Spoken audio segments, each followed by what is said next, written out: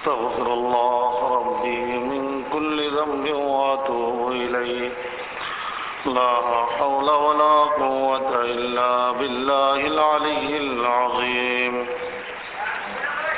أستغفر الله ربي من كل ذنب وأتوب إليه لا حول ولا قوة إلا بالله العلي العظيم أستغفر الله ربي من كل ذنب وأتوب إليه لا حول ولا قوة إلا بالله العلي العظيم الحمد لله نحمده ونستعينه ونستغفره ونؤمن به ونتوكل عليه ونعوذ بالله من شرور أنفسنا ومن سيئات أعمالنا من يهده الله فلا مضل له ومن يضلل فلا هادي له ونشهد أن لا إله إلا الله وحده لا شريك له ونشهد أن سيدنا وعظيمنا محمد رسول الله صلى الله عليه وسلم أما بعد فقد قال الله تعالى في كلامه المجيد أعوذ بالله من الشيطان الرجيم بسم الله الرحمن الرحيم ولمن خاف مقام ربه جنتان فبأي آلاء ربكما تكذبان وقال تعالى وأما من خاف مقام ربه ونهى النفس عن الهوى فإن الجنة هي المأوى وقال رسول الله صلى الله عليه وسلم إنما الأعمال بالنيات وإنما لامرئ ما نوى فمن كانت هجرته إلى الله ورسوله فهجرته إلى الله ورسوله ومن كانت هجرته إلى دنيا يصيبها أو إلى امرأة ينكحها فهجرته إلى ما هاجر إليه أو كما قال عليه الصلاة والسلام সবাই আমরা দুরূদ শরীফ পড়ি اللهم صل على محمد وعلى آل محمد كما صليت على إبراهيم وعلى آل إبراهيم إنك حميد مجيد اللهم بارك على محمد وعلى آل محمد كما باركت على إبراهيم وعلى آل إبراهيم إنك حميد مجيد محترم সম্মানিত মুসল্লিয়ান ইকরাম পর্দার অন্তরালে সম্মানিত মা ও বোনেরা আল্লাহ সুবহানাহু ওয়া তাআলার দরবারে লাখো কোটি শুকরিয়া আল্লাহ রাব্বুল আলামিন আমাদেরকে জুমার নামাজ আদায় করার জন্য আল্লাহর ঘর মসজিদে আসার তৌফিক দান এই জন্য আমরা সবাই বলি আলহামদুলিল্লাহ। আল্লাহ রাব্বুল আলামিন মানব জাতিকে সৃষ্টি করেছেন শুধুমাত্র আল্লাহর ইবাদত করার জন্য। আল্লাহ ব্যতীত অন্য কারো ইবাদতের জন্য আল্লাহ মানুষ জাতিকে সৃষ্টি করেননি। মানুষ যদি আল্লাহ ব্যতীত অন্য কারো ইবাদত করে তখন সে আল্লাহর বান্দা হওয়া থেকে মাহরুম হয়ে যায়। গায়রুল্লাহর ইবাদত করে, আল্লাহর নাফরমানি, আল্লাহর সঙ্গে শিরক করে। তো মেরে ভাইও, আমরা আল্লাহর কাছ থেকে এসেছি, আবার আল্লাহর কাছেই কিন্তু আমরা চলে যাব। আল্লাহর কাছে আমরা যখন যাব তখন কিন্তু আল্লাহ আমাকে আপনাকে জিজ্ঞাসা করবেন আমরা কার ইবাদত করেছি। যদি আমরা আল্লাহর ইবাদত করি তাহলে তো আল্লাহ আমাদেরকে জান্নাত দিবেন, আর যদি আমরা গায়রুল্লাহর ইবাদত করি আল্লাহ আমাদেরকে মাফ করবেন না, আমাদেরকে জাহান্নামে পাঠাবেন। হাদিস শরীফের মধ্যে আসছে রাসূল সাল্লাল্লাহু আলাইহি ওয়াসাল্লামকে জিজ্ঞাসা করা হয়েছে, ইয়া রাসূলুল্লাহ, বান্দার উপরে ওয়াজিব কি আর আল্লাহর উপরে ওয়াজিব কি? রাসূল সাল্লাল্লাহু আলাইহি ওয়াসাল্লাম উত্তর দিয়েছেন, বান্দার উপরে ওয়াজিব হইল সে শুধুমাত্র আল্লাহর ইবাদত করবে, আল্লাহর সঙ্গে আর কাউকে শিরক করবে না। আর আল্লাহর উপরে ওয়াজিব হইল বান্দা যদি কোনো শিরক না করে শুধু আল্লাহর ইবাদত করে থাকে তাহলে আল্লাহ তাকে জান্নাত দিবে। জোরে বলেন সুবহানাল্লাহ। তো আল্লাহ রাব্বুল আলামিন আমাকে আপনাকে জান্নাত দিবে, জাহান্নাম থেকে রক্ষা করবে তখন যখন আমরা শিরক মুক্ত ইবাদত করব। আমাদের ইবাদতের মধ্যে যদি কোনো শিরক থাকে তাহলে আমাদের কোনো ইবাদত আল্লাহ কবুল করবেন না। কোরআনে কারীমের মধ্যে হযরত লোকমান আলাইহিস সালাম তার ছেলেকে নসিহত করেছিলেন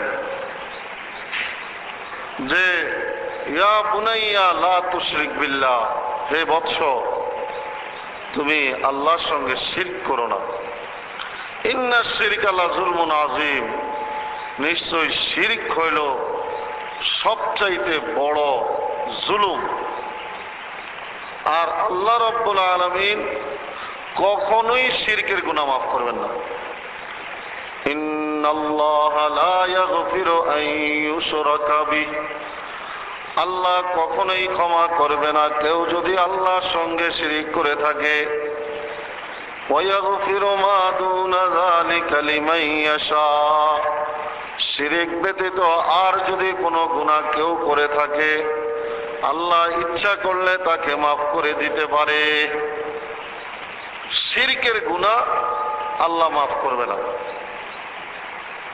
একটা মানুষ কবিরা গুনাহ করলে সে যদি তওবা করে আল্লাহ তাকে মাফ করে দিতে পারে, কিন্তু শিরক করার পরে আর তওবা করারও কোনো সুযোগ নাই, নতুন ভাবে তাকে আবার ঈমান আনতে হবে, আর না হলে এই লোক চিরস্থায়ী জাহান্নামী হয়ে যাবে। দুনিয়ার মধ্যে যত নবী আসছে সব নবীরা এক আল্লাহর ইবাদত করার জন্য মানুষকে ডাকছে, এক আল্লাহর ইবাদত। কিন্তু শয়তান মানুষের ইবাদতের মধ্যে বেদাত সৃষ্টি করে দিছে, মানুষের ইবাদতের মধ্যে শিরক সৃষ্টি করছে, যাতে করে মানুষ ইবাদতও করে জাহান্নামেও যায়। কাজটা কিন্তু তার দৃষ্টিতে সে ভালো করতেছে, অথচ সে আল্লাহর হুকুমকে লঙ্ঘন করে করতেছে। কোরআনে কারীমের মধ্যে আল্লাহ স্পষ্ট বলছেন, যারা আসমানি কিতাবগুলোর উপরে ঈমান আনছে, তাওরাতের উপরে ঈমান আনছে, জবুরের উপরে ঈমান আনছে, ইনজিলের উপরে ঈমান আনছে, তারা অবশ্যই কোরআনের উপরে ঈমান আনছে। হযরত আব্দুল্লাহ বিন সালাম রাদিয়াল্লাহু তাআলা আনহু, উনি অনেক বড় আলেম ছিল ইহুদিদের, অনেক বড় আলেম ছিল ইহুদিদের। উনি যখন ইসলামের দাওয়াত পাইছেন, উনি রাসূল সাল্লাল্লাহু আলাইহি ওয়াসাল্লামকে 3টা প্রশ্ন করছেন যে তুমি আমার এই 3টা প্রশ্নের জবাব দাও। রাসূল সাল্লাল্লাহু আলাইহি ওয়াসাল্লাম তার প্রশ্নের জবাব দিয়েছেন, সাথে সাথে উনি বলছেন আশহাদু আল্লা ইলাহা ইল্লাল্লাহ ওয়া আন্না মুহাম্মাদান আবদুল্লাহ ওয়া রাসূলুহু, আমি ঈমান আনছি এই আসমানি কিতাব কোরআনের উপর। উনি মুসলমান হয়ে গেছেন। অথচ ইহুদিদের আরো অনেক বড় বড় আলেম ছিল, তারা কিন্তু ইসলাম কবুল করে নাই। তার মানে তারা বাহ্যিকভাবে কোরআনের, বাহ্যিকভাবে আসমানি কিতাবের কথা শুনছে, অথচ তারা ভিতরগতভাবে এগুলাকে মানে নাই। আমাদের মুসলমানদের মধ্যেও এক শ্রেণীর মানুষ যারা বাহ্যিকভাবে কোরআনের কথা বলে, হাদিসের কথা বলে, আল্লাহর কথা বলে, জান্নাতের কথা বলে, সব ভালো ভালো কথা বলে, আসলে কিন্তু সে এটা বিশ্বাস করে না, সে মানে না। ব্যক্তিগতভাবে বাস্তব জীবনে সে গিয়ে তার উল্টাটা করে, সে এটাকে মানতে পারে না। ইসলাম যারা মানে, ইসলামের কথা যারা বিশ্বাস করে, তাদের কাজে কর্মে সেটা প্রমাণ হইতে হবে। যুক্তি দেখায় যে না, এটা করতে গেলে এই সমস্যা, ওই সমস্যা, এই জন্য এটা করা যাবে না, নিজের নফসের পূজা করতে হবে। আজকের সমাজের মধ্যে আমাদের মাঝে ইসলামের নামে অনেক অবৈধ জিনিসকে বৈধ করা হইতেছে। নাম দিছে ইসলাম আল্লাহ, কিন্তু কাজ করতেছে হারাম। সুদ খাওয়া হইতেছে ইসলামের নামে, ঘুষ খাইতেছে ইসলামের নামে, বেপরদায়ী করতেছে ইসলামের নামে, হারাম কাজ করতেছে ইসলামের নামে, নাম দিতেছে ইসলামের, কাজটা করতেছে হারাম। এই জন্য আমাকে আপনাকে খুব চিন্তা করতে হবে যে আমরা কি সত্যিকার আল্লাহকে ভালোবাসি কিনা, সত্যিকার আমরা আল্লাহর ইবাদত করি কিনা। আল্লাহর ইবাদত যদি আমি আর আপনি করি, ওয়াল্লাহি আল্লাহর সঙ্গে শিরক আমি আর আপনি গ্রহণ করতে পারবো না। আল্লাহর ইবাদতের মাঝখানে আমরা অন্য কাউকে স্থান দিতে পারবো না। ইবাদত করবেন আল্লাহর, কথা শুনবেন আল্লাহর, অথচ কাজে কর্মে গিয়ে করবেন গায়রুল্লাহ, এটা তো হয় না।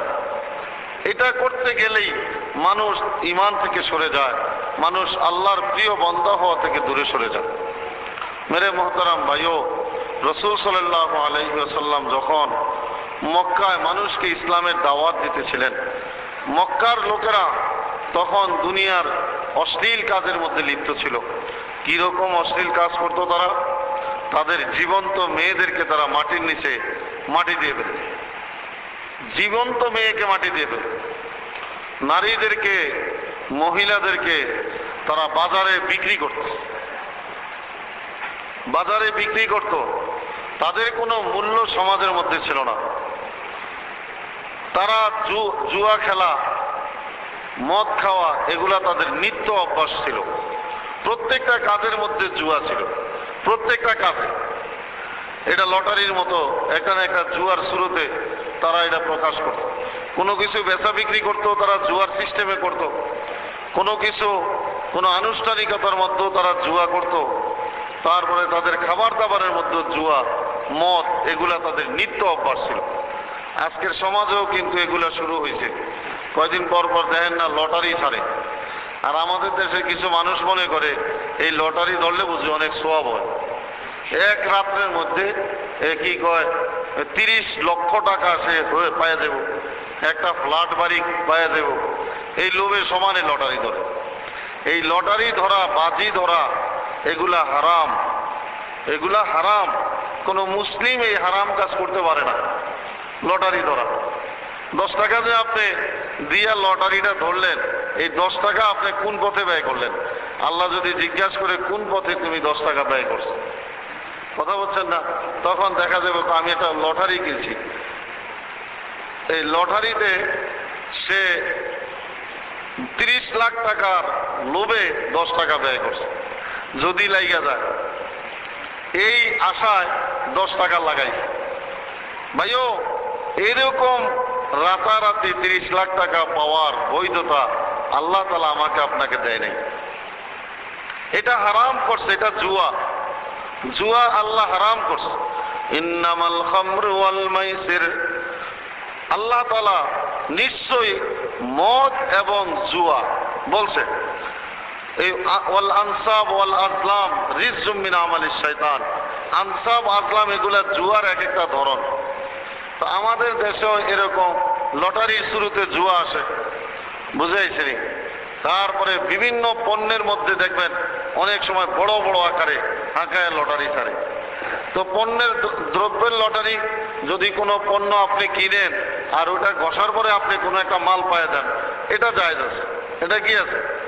জায়েজ আছে। কি লাগে? ওই মাল তো আপনি আর যেই টাকা দিয়েছেন এই টাকায় মাল তো আপনি পাইছেন, এরপরে যেটা পান আপনি পাইতে পারেন, সমস্যা নেই। কিন্তু এইভাবে যে ডাইরেক্ট লটারি ছাড়ে, ডাইরেক্ট লটারি, এটা কিন্তু জুয়া, সরাসরি জুয়া। তারপরে আমাদের সমাজের মধ্যে বিভিন্নভাবে এই জুয়া ঢুকে যাইতেছে, কিন্তু বিভিন্ন শুরুতে জুয়া ঢুকতেছে। এই জুয়া রাসূল সাল্লাল্লাহু আলাইহি ওয়াসাল্লামের যুগেও মক্কায় এই জুয়ার আসর বইত, তারা সব কাজে এরকম জুয়া খেলত। তারপরে মদ খাইত, মদের কোনো অভাব আছে না, ঘরে ঘরে মদ আছে। মদ জুয়া এগুলা হারাম। যেই মুখে মদ খায়, যেই জিহ্বা দিয়ে মদ খাইব, মদ পান করব, ওই জিহ্বাটা হারামের হয়ে যাবে। ওই জিহ্বা দিয়ে কোটিবার আল্লাহরে ডাকলো, আল্লাহ শুনবে না। হাদিসের মধ্যে স্পষ্ট হাদিস, বুখারীতে আল্লাহ রাসূল ফরমান, আল হালালু বায়্যিনুন ওয়াল হারামু বায়্যিনুন। হালাল আল্লাহ স্পষ্ট বর্ণনা করে দিয়েছে, হারামও আল্লাহ স্পষ্ট বর্ণনা করে দিয়েছে। ওয়া বাইনাহুমা মুস্তাবিহাত, হালাল আর হারামের মাঝখানে একটা সন্দেহযুক্ত জিনিস আছে। কিরকম? কিছু কিছু জিনিস আছে এটার মধ্যে হালালও থাকতে পারে, হারামও থাকতে পারে। হালাল হারামের মধ্যে কি আছে? সন্দেহযুক্ত কিছু জিনিস আছে। আল্লাহ রাসূল ফরমান, তোমাদের মধ্যে যারা ওই সন্দেহযুক্ত জিনিস থেকে নিজেকে রক্ষা করে, সে তার ঈমান, সে তার দ্বীন আর ইসলামকে হেফাজত করে। সন্দেহযুক্ত জিনিস আল্লাহ রাসূল ধরতে নিষেধ করছে। আর কেউ যদি ওই সন্দেহযুক্ত জিনিসকে গ্রহণ করে, তাহলে সে যেন ওই হারাম জিনিসকেই গ্রহণ করে। সন্দেহযুক্তটা খাইতে খাইতে একদিন সে হারামটা খেয়ে ফেলল। যেরকম আপনারা অনেক সময় এই বিভিন্ন ফাস্ট ফুডের দোকানে খান, সেখানের মধ্যে কিন্তু ভাই এই যে বিভিন্ন রকম মুরগি টুরগি খাওয়ায় বা বিভিন্ন রকম জিনিস খাওয়ায়, এগুলা কি আল্লাহর নামে জবাই করা হয়েছে কিনা আমার আপনার কিন্তু সন্দেহ থাকে। যদি কারো সন্দেহ হয় যে এখানে আল্লাহর নামে জবাই নাও হইতে পারে, তখন উচিত ওই সমস্ত ফাস্টফুড না খাও। আমাদের দেশে এখন বিদেশি কিছু ফাস্টফুড ঢুকছে, ওই যে ম্যাকডোনাল্ড, কেএফসি, তারপরে চিকেন কিং, এগুলা কিন্তু আমেরিকান ইহুদিদের ফাস্টফুড। এই যে কেএফসির সারা দুনিয়াতে এটার ব্রাঞ্চ, হ্যাঁ, এটার মূল জন্মদাতা কিন্তু ইহুদিরা, কেএফসির। এই ফাস্টফুড গুলার মধ্যে শুয়োরের গোস্ত আছে, বিভিন্ন দেশে খাওয়ায়। শুয়োরের গোস্ত, কুত্তার গোস্ত, বিলাইয়ের গোস্ত, যত পচা পচা জানোয়ারের গোস্ত এরা এগুলোর মধ্যে ফাস্টফুড বানায় বিক্রি করে। অবশ্য বাংলাদেশে করে কিনা আমি জানি না। তো বাংলাদেশে এইটুকু জানি যে এই দেশে ওরা ফ্রাই, তারপরে ব্রোস্ট এগুলা বানায়, যেগুলা মুরগি দ্বারা তৈরি হয়। এখন মুরগির মধ্যে সন্দেহ আছে যে এই মুরগিগুলা তারা আল্লাহর নামে জবাই করে কিনা, নাকি গণ জবাই দেয়। গণ জবাই বুঝেন না? গণ জবাই দেয়। যদি গণ জবাই দেয় তাহলে তো এগুলা খাওয়া যাবে না। আল্লাহর নাম ব্যতীত কোনো কিছু যদি কেউ জবাই করে, এটা খাওয়া কি হয়ে যায়? হারাম হয়ে যায়। এই সন্দেহযুক্ত জিনিস না খাওয়া, এগুলার মধ্যে খাইলে মানুষের ক্ষতি হয়। অনেকে দেখবেন বিড়ি সিগারেট খায়, বেশি খায়, কয় এটার খাওন তো আর হারাম না। কেউ খাইতে খাইতে এক সময় গিয়া দেখে যে বিড়ির ডকে আর ধরে না, তখন গাঁজা ধরে। এবারে গাঁজায়ও যখন কুলায় না, তখন গিয়া আরো উপরেটা ধরে। এইভাবে সে হারামের দিকে ধাবিত হয়। যেই জিনিসটা মানুষকে হারামের দিকে ধাবিত করতে পারে ওই জিনিস থেকে বিরত থাকা, এটা আল্লাহ রসুল বলছেন কেউ যদি বিরত থাকে তাহলে সে তার ঈমান আমলের হেফাজত করলো, তার ইস্তাবরা লিদীনিহি, তার দিনকে সে রক্ষা করলো। ফাস্টফুডের দোকানে খাইতে এটি হিসাব করে খাইয়েন। আরে বাংলাদেশের মধ্যে আবার এর চাইতেও বড় ফাস্টফুড আছে। কদিন আগে পেপারে দেখছি কোন এক হোটেলের মধ্যে ওই যে কিনা কয় আমাদের দেশের ওই যে যারা ইয়ে করে আর কি, নকল মকল ধরে, এরা এক হোটেলের মধ্যে তদন্ত করে গিয়ে কুত্তার মাথা হয়েছে। তার মানে ওই হোটেলে কুত্তার গোস্ত খাওয়ায়। কথা বলছেন? তো আমাদের দেশে কিন্তু আবার এই জন্য ওই হোটেলে বা বাইরে যখন খাওয়া দাওয়ার বেশি প্রয়োজন হয় খুব হিসাব নিকাশ করে খাওয়া, খুব হিসাব নিকাশ করে খাওয়া। আবার এগুলা যারা পাকশাক করে তার মধ্যে হালাল জিনিস কতটুক দেয় এটাও চিন্তা করা। ভাইও শরীরের মধ্যে যা ঢুকাইবেন এটা তো হালাল জিনিস ঢুকাইতে হবে। এই হাদিসটা আমি বলতেছি এই কারণে। তো আল্লাহ রসুল ফরমান যে এই মুস্তাবিহাতকে কেউ যদি, এই সন্দেহযুক্ত জিনিসকে কেউ যদি ছেড়ে দেয়, গ্রহণ না করে, সে তার দ্বীনের হেফাজত করে। আর কেউ যদি এটা অবলম্বন করে সে যেন হারামের মধ্যে প্রবেশ করে। তো আল্লাহ রসুল ফরমান যে দেখো, একটা মানুষ যখন বকরি চড়ায়, একটা রাখাল, সে যদি তার সীমানার একেবারে মাথার মধ্যে গিয়ে বকরি চড়ায়, সম্ভাবনা আছে তার কোনো একটা বকরি তার সীমানার বাইরে চলে যাওয়ার। যেরকম একজনের গরু, দুই তিনটা গরু লইয়া ধান ক্ষেতের পাশ দিয়ে যাইতেছে, বুঝাইছে না? একদম কাজ দেয়া গেলে সম্ভাবনা আছে গরুয়ে কি করবে, ওই ক্ষেতের ধান খেয়ে ফেলবে। খায় ফেলার সম্ভাবনা আছে কিনা?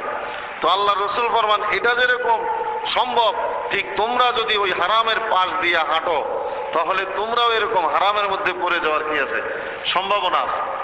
এরপরে আল্লাহ রসুল ফরমান যে দেখো, একটা মানুষ যখন সফরে বাইর হয়, ভ্রমণে বাইর হয়, তখন তার দোয়া আল্লাহ কবুল করে। তো আল্লাহ রসুল ফরমান একটা লোক ভ্রমণে বাইর হইছে, সে সফর করতে করতে এত ক্লান্ত হয়ে গেছে যে তার মাথার চুলগুলো এলোমেলো হয়ে গেছে, তার চেহারাটা এরকম মলিন হয়ে গেছে। ওই মুহূর্তে যদি সে আল্লাহ বলে ডাক দেয় তখন আল্লাহর মধ্যে আর তার মধ্যে কোনো পর্দা থাকে না, আল্লাহ তার দোয়া এরকম কবুল করে। তো আল্লাহ রসুল ফরমান বনি ইসরায়েলের এক লোক এরকম সফর করতেছিল, আর এই সফর করতে করতে তার মাথার চুলগুলো এলোমেলো হয়ে গেছে, তার চেহারাটা মলিন হয়ে গেছে, সে অনেক ক্ষুধার্ত পিপাসার্ত, এরকম কাতর অবস্থায় সে ইয়া রব্বি করে ডাকতেছে, কিন্তু আল্লাহ তার কোনো ডাক শুনতেছে না। ডাক না শুনতেছে না, কারণ কি? খোঁজ নিয়ে দেখা গেল এই লোক যা খাইছে, তা সে হারাম খাইছে। সে খাইছিল যা, কি খাইছে? হারাম খাইছে। সে যা পান করছিল এটা হারাম পান করছে। সে যা পরছিল, তার পোশাক যে ছিল, এই পোশাকটা হারাম টাকার ছিল। তো এই তিনটা কারণে আল্লাহ রসুল ফরমান কিভাবে আল্লাহ রব্বুল আলামিন তার দোয়া কবুল করবে? এ তো প্রশ্নই আসে না। গুজিয়া বিল হারাম, হারাম দ্বারা তার শরীরের রক্ত মাংস তৈরি হয়েছে বিদায় তার শত চিৎকার, তার শত আর্তনাদ আল্লাহ রব্বুল আলামিন শোনেন না। এই জন্য ভাইও, যে হারাম খাইব তার এই জবানের ডাক আল্লাহ শুনবে না। যে হারাম পান করব তার ডাক আল্লাহ শুনবে না। যে হারাম জিনিস পরিধান করব তার ডাক আল্লাহ শুনবে না।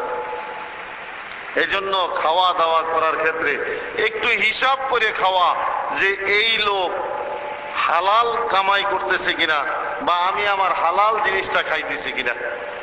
টাকা পয়সা কামাই করেন, এর মধ্যে যদি কোনো সময় উল্টা পাল্টা টাকা পয়সা আইসা পড়ে, খবরদার এটা মুখ দিয়ে দিয়েন না। মুখ দিয়ে দিলেই রক্ত তৈরি হবে হারামের, আর হারাম রক্তের দ্বারা আপনার কোনো দোয়া আল্লাহর দরবারে কবুল হবে না। এই জন্য মেরে মোহতারাম ভাইও, খুব সাবধান থাকা খাওয়া দাওয়ার ক্ষেত্রে। মানুষের বাসার দাওয়াত দিলে তো খাইতে হয়, তো দাওয়াতের মধ্যে যান, আপনারা খান, ভালো কথা।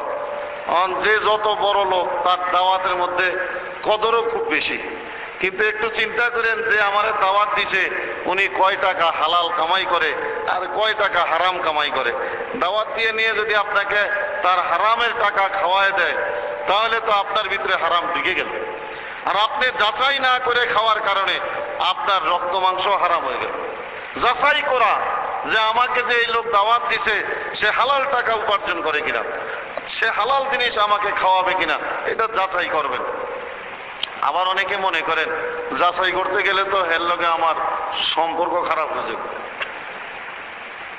এরকম হইতে পারে না?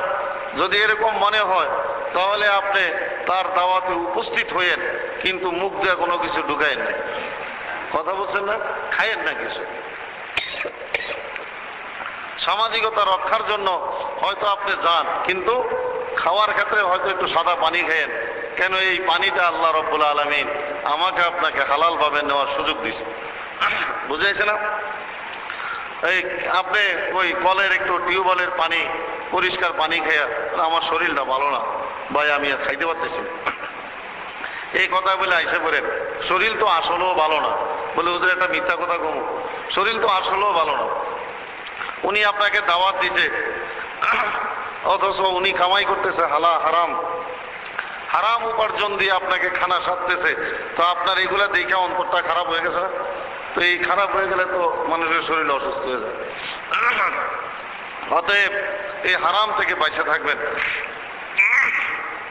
ভাইও, হারাম জিনিস যদি কেউ খায়, গ্রহণ করে, পানিয়া মতো হারাম জিনিস কেউ যদি গ্রহণ করে তাহলে তার কোনো দোয়া কবুল হয় না। অনেকেই বলে যে আগের দিনে তো মানুষ দোয়া করলে আল্লাহ কবুল করত, এখন দেখি সারা দুনিয়ার মোল্লা মৌলবী সব কটা একসাথে হয়ে দোয়া করে কিন্তু কবুল হয় না। মনে হয় মৌলবীরা দোয়া করবার জানে না, অনেকে কর। আসলে কিন্তু কথাটা ঠিকই ভাই, যে খাওয়ায় উনিও হারাম পয়সার খাওয়ায়, আর যিনি খায় উনিও যাচাই বাছাই করা ছাড়া খায়। খাইতে খাইতে ওই মৌলবীর কলবে মরে গেছে, যার কারণে ওই মৌলবী চিল্লাই ঠিকই, আল্লাহ কিন্তু শোনে না।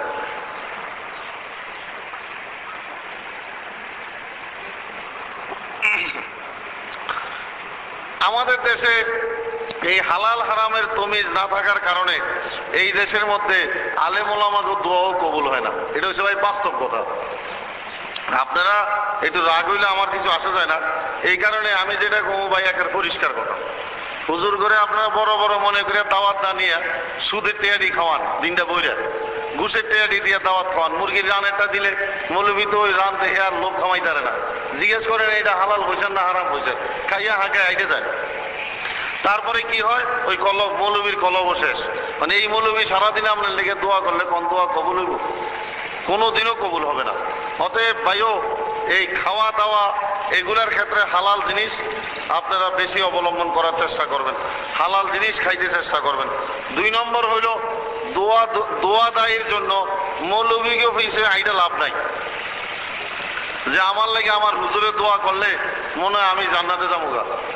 এই ধারণা আপনাদের চেঞ্জ করেন, এই ধারণা ভুল। আপনার জন্য দোয়া, আপনার বাবা মার দোয়া হইছে সর্বশ্রেষ্ঠ দোয়া। আল্লাহ কোরআনে বলছে, আল্লাহর রসুল হাদিসের মধ্যে বলছে, বারবার বলছে, কোন বাবা মা যদি সন্তানের লেগে হাত উঠায়, ওই বাবা মায়ের চেহারা আর আল্লাহর চেহারার মাঝখানে কোনো পর্দা থাকে না। জোরে বলেন সুবহানাল্লাহ। তো সবচেয়ে বড় পিসাব আপনার কে বলেন? আপনার বাবা, আপনার মা। এই বাবা মায়ের পায়ে ধরেন, বাবা মায়ের পায়ে চুমা খান, বাবা মারে নিজের কামাই করার বেতনের একটা টাকা দিয়ে বাপ্পার জন্য হাদিয়া আনেন। মা যেই জিনিসটা পছন্দ করে দেন, বাবা যেই জিনিসটা পছন্দ করে দেন, অটোমেটিক বাপ্পার অন্তর্তে দোয়া বাইরে যাব। এর চাইতে বড় দোয়া আল্লাহর জমিনের মধ্যে আর কোনোটা নাই ভাই, সত্য কথা হয়েছে এটা। সারা দুনিয়ার সমস্ত আলেমরা মিল্লা দোয়া করলে একটা মানুষকে মাফ করে দিব, এরকম কোনো ঘোষণা হাদিসে নাই। কিন্তু বাবা যদি সন্তানের জন্য দোয়া করে, আল্লাহ ওই সন্তানকে একেবারে নিঃশর্তে মাফ করে দিব, এটা হাদিসের মধ্যে আছে। জোরে বলেন সুবহানাল্লাহ। আপনারা আমি একটা উদাহরণ দিলে বুঝবেন। আমি আর আপনার ছেলে মেয়েরে কত আদর করি, কত ভালোবাসি বলেন। আপনি কোনো বাবায় রাগ হইয়া ছেলেরে কইল, আজকে শালার বেটারে জবাই করবো, তলোয়ার লইছে বাপে, পোলারে জবাই করে লেব, মাই গিয়া দশে থাক, আজকের লেগে মাফ করে দেন, জবা করেন না। এখন বাপের রাগ ওই দাওটারে আপনার চকির নিচে রাইখাই চকির উপরে রাগ হয়ে বসে হয়েছে। এখন দেখা গেছে সারাদিন ছেলে ঘরে আসে নাই, রাত্র 10টা বাজে গেছে এখনো আহে নাই। এখন কিন্তু বাবারই জ্বলা শুরু হয়েছে, আরে পোলাটা গেল কই, বুঝাইছে না? এখন বাবাই কিন্তু পৃথিবীতে খোঁজা শুরু করছে। এখন বলেন অনেক রাত্রে যদি ছেলে পিছনের দরজা দিয়ে আইয়া কো, আব্বা আমার ভুল হয়ে গেছে মাফ করে দেন, বলেন এমন কোন বাপ আছে দুনিয়াতে ওই ছেলেরে মাফ করবো না? আপনারা বলেন বলেন। সাথে সাথে দেখবেন বাবার চোখ দিয়ে পানি আইসা বসে, ছেলেরে জড়ায় ধরে ফেলছে, হায় রে বাবা। তো এই যে একটা ছেলের প্রতি বাবার এই মহব্বত, একটা ছেলেকে বাবা এত ভালোবাসে যে তার এমন রাগ ছিল যে তারে জবাই করব, অথচ এই ছেলেই একটু দেরি হয়েছে আসতে, তার পেরেশানি শুরু হয়ে গেছে, আরেকটু দেরি হয়েছে, তার চোখ দিয়ে পানি আইসা বসে, আর মাপ চাওয়ার সাথে সাথে বাবা তার ছেলেকে মাফ করে দিচ্ছে, ঠিক কিনা? মেরে ভাইও, যদি আমি আর আপনি আজকের জামানায় এই দুনিয়াতে ছেলে আর বাবা, মা আর সন্তানের মধ্যে কি মহব্বত দেখতেছি, আর আল্লাহ আমাকে আপনাকে তৈরি করছে, সৃষ্টি করছে, আল্লাহ আমাকে আপনাকে কত ভালোবাসে বলেন। বন্দা যত নাফরমানি করো, যত গুনার কাজই করো, বন্দা যদি একান্তে আইসা বলে, আল্লাহ আমি ভুল করে ফেলছি, আল্লাহ আমি শয়তানের চক্রান্ত করে অন্যায় করছি, আল্লাহ তুমি আমারে মাফ করে দাও, বলা মাত্রই আল্লাহ রব্বুল আলামিন ওই বন্দাকে মাফ করে দিব, জোরে বলে সুবহান।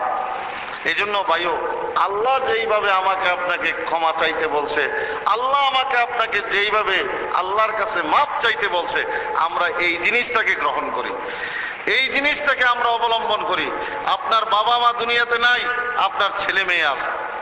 ছেলে মেয়ে যদি বাবা মায়ের জন্য দোয়া করে, তাহলে ওই ছেলে মেয়ের মধ্যে আর আল্লাহর মধ্যে কোনো পর্দা থাকে না।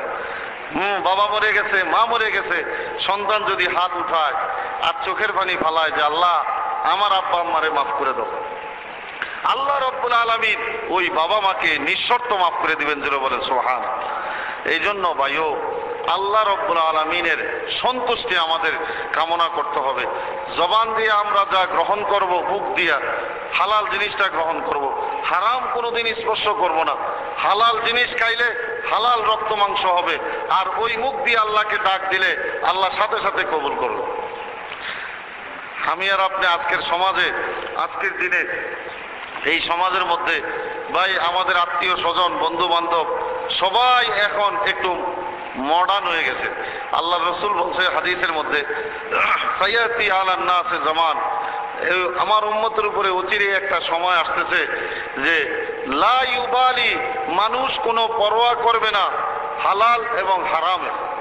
মানুষ হালাল আর হারামের কোনো কি করবে না, পরোয়া করবে না যে এই লোকটা কি হালাল কামাই করে নাকি হারাম কামাই করে, এই জিনিসটা কেউ জিজ্ঞাসা করবে না।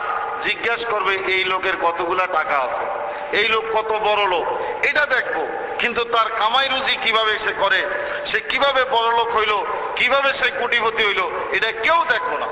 আল্লাহ রসুল বলতেছে, অচিরে আমার উম্মতের উপরে এমন একটা সময় আসতেছে যে মানুষ খালি অর্থ দেখবে, মানুষ খালি মানুষের দেখবে, সহ্য বীর্য দেখবে, কিন্তু কিভাবে সে উপার্জন করছে এটা কেউ দেখবে না। স্বাভাবিক আজকের সমাজে দেখবেন বিয়ে শাদীর বেলায় হোক বা যে কোনো ক্ষেত্রেই হোক, ছেলে কত টাকার মালিক, তার কয়টা বাড়ি আছে এটা দেখে, কিন্তু তার কামাই রুজি কিভাবে এটা কিন্তু দেখে না কেউ। খালি সম্পদ আর সম্পদ। পুলিশের চাকরি করে দেখা গেছে ঢাকার মধ্যে 10-12টা বাড়ি করে লাগছে। মাস্টার রুলের বেতন, যেই বেতনের টাকা দিয়ে সংসার চালানোই মুশকিল, রেশন না দিলে তো ওরা না খায় মরত। সেই বেটারা ঢাকার মধ্যে 10-12টা বাড়ি করে লেগেছে। ওই জঙ্গলের পাহারাদার বানাইছিল একটারে, শয়তান হয়েছে তত্ত্বাবধায়ক সরকার আমলে।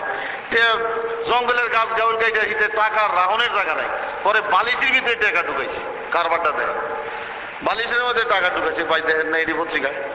এই যে এক দুশ্চরিত্র, দুর্নীতি করে করে মানুষ দুনিয়া টাকা পয়সা কামাইতেছে আর সমাজের মধ্যে বড় হইতেছে। আর মানুষও সব আমাদের পুরান দিনে আমার দাদার মুখে শুনছে কি, যে জাতের মানুষ কালাও বালা আর নদীর ভানি গোলাও বালা, এটা ডাকে কইতে আর কি। আগের দিনে বিয়ে শাদী করতে হইলো দেখতো এরা বংশ কি, জাত কি, গোষ্ঠী কি দেখতো। আজকের দিনে এটা দেখে আজকের দিনে শুধু টাকা পয়সা দেয়, আর কিছু দেখে না। যার কারণে ভাইও ওই যে মানুষ মিলে জিলে গেছে, মানুষের মধ্যে জাতের মানুষ আর আজাতের মানুষ খুঁজে পাওয়া খুব মুশকিল হয়ে গেছে। কোনটা জাত আর কোনটা বেজাত আপনি পাইবেন না, সব বেজাল লেগে গেছে। আমরা এমন বেজালই লাগছে যে এখন দেখা গেছে ভালো মানুষের ঘরেও চোর হয়। কি ঘটনা কি, এর দাদা এত বড় ভালো মানুষ আছিল, বাপ এরম ভালো আছিল, এই ফোলা এরম বাট পার হইল কা, মানে ফোলা বাট পার হইল কেন? গিয়ে দেখেন বাপে বিয়ে করছে আজাতের মাইয়া।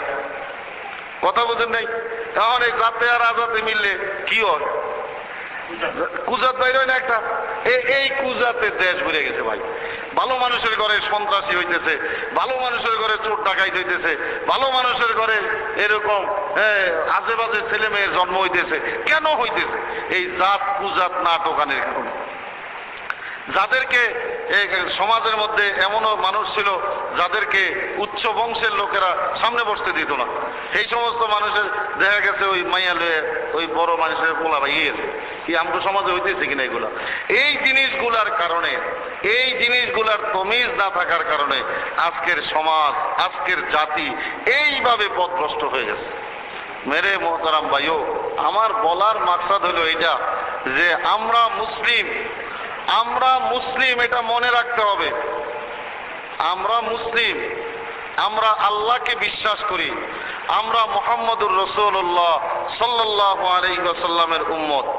আমাদের একটা আদর্শ আছে, আমাদের একটা নীতি আছে, আমাদের মৃত্যু সামনে আছে, আমাদের কবর সামনে আছে, আমাদের বিচার সামনে আছে, আল্লাহর সামনে আমরা দণ্ডায়মান হব। এই বিশ্বাস আমাদের আছে। এই বিশ্বাস যদি আমাদের থাকে, আমাদের কিন্তু আল্লাহ আল্লাহ রসুলের ওই আদর্শ মোতাবেকই চলতে হবে। বিশ্বাস করবো আল্লাহ আল্লাহ রসুলের, চলবো গিয়া কাফের মুশরিকের মতো লগে, এটা চলবো নি। যদিও আমরা মুখে দাবি করি মুসলমান, বিয়ে করি আমরা খ্রিস্টান গোমাইয়া। ভাই আছে না আমাদের দেশে দলিলা দিল্লা? হ্যাঁ, খ্রিস্টানদের মেয়ে আমাদের মুসলিম ছেলেরা বিয়ে করে। বাংলাদেশে মাইয়ার অভাব আছে মুসলমান মাইয়া? বলেন, গিয়ে খ্রিস্টান গোমায় আমরা বিয়ে করি। আবার এই দেশের মধ্যে আমগো বিরাট ইজ্জত সম্মানের আসন, যে আমরা বিরাট বড় অনেক কিছু। অথচ আমাদের নীতি আর আদর্শ কোথায় চলে গেছে একটু দেখেন। আমাদের মধ্যে তমিজ নাই, আক্কেল বলতে আমগো মধ্যে নাই। হিন্দু মুসলমানের কোনো তমিজ আমাদের মধ্যে নাই। এই কারণে আমরা এইভাবে পথভ্রষ্ট হয়ে যাচ্ছি। তো ভাইও, আল্লাহ রাব্বুল আলামিন কোরআনে কারীমের মধ্যে বলছেন, ওয়া আম্মা মান খাফা মাকামা রাব্বিহি ওয়া নাহান নাফসা আনিল হাওয়া ফাইন্নাল জান্নাতা হিয়াল মাওয়া। তোমাদের মধ্যে যারা আল্লাহকে ভয় করে, আল্লাহর সামনে দণ্ডায়মান হওয়াকে ভয় করে, আর এই ভয় করে যদি সে নিজের মন চাহাত জীবনকে সে তরক করে, ফাইন্নাল জান্নাতা হিয়াল মাওয়া, জান্নাতই হইল তার চিরস্থায়ী ঠিকানা। জোরে বলেন সুবহানাল্লাহ। সূরা আর রহমানের মধ্যে আল্লাহ ফরমান, ওয়া আম্মা মান ওয়ালিমান খাফা মাকামা রাব্বিহি জান্নাতান। যে ব্যক্তি আল্লাহর সামনে দাঁড়াইতে হবে, এই ভয় যে ব্যক্তির দিলের মধ্যে আছে, আল্লাহ রাব্বুল আলামিন ফরমান, তাকে দুইটা জান্নাতের সুসংবাদ দাও। কয়টা জান্নাতের ভাই? দুইটা জান্নাতের সুসংবাদ দাও। আল্লাহর সামনে দাঁড়ানোর ভয় যারা, ফীহিমা আইনানে তাজরিয়ান, ওই জান্নাতের প্রশংসা আবার আল্লাহ করতেছে। ওই দুইটা জান্নাতের তলদেশ দিয়ে প্রবাহিত হইছে নহর, নহর, মধুর নহর, দুধের নহর, ওই জান্নাতের মধ্যে আছে। জান্নাতের মধ্যে আল্লাহ এত মজার মজার জিনিস রাখছে। এই সূরা রহমানের পরবর্তী আয়াতগুলোর মধ্যে আল্লাহ জান্নাতের এই বিশাল বর্ণনা দিচ্ছে। ভাই, এই জান্নাত কাকে দিব? আল্লাহ, যে ব্যক্তি আল্লাহকে ভয় করব তাকে দিব। আল্লাহরে ভয় না করলে আল্লাহ দিব?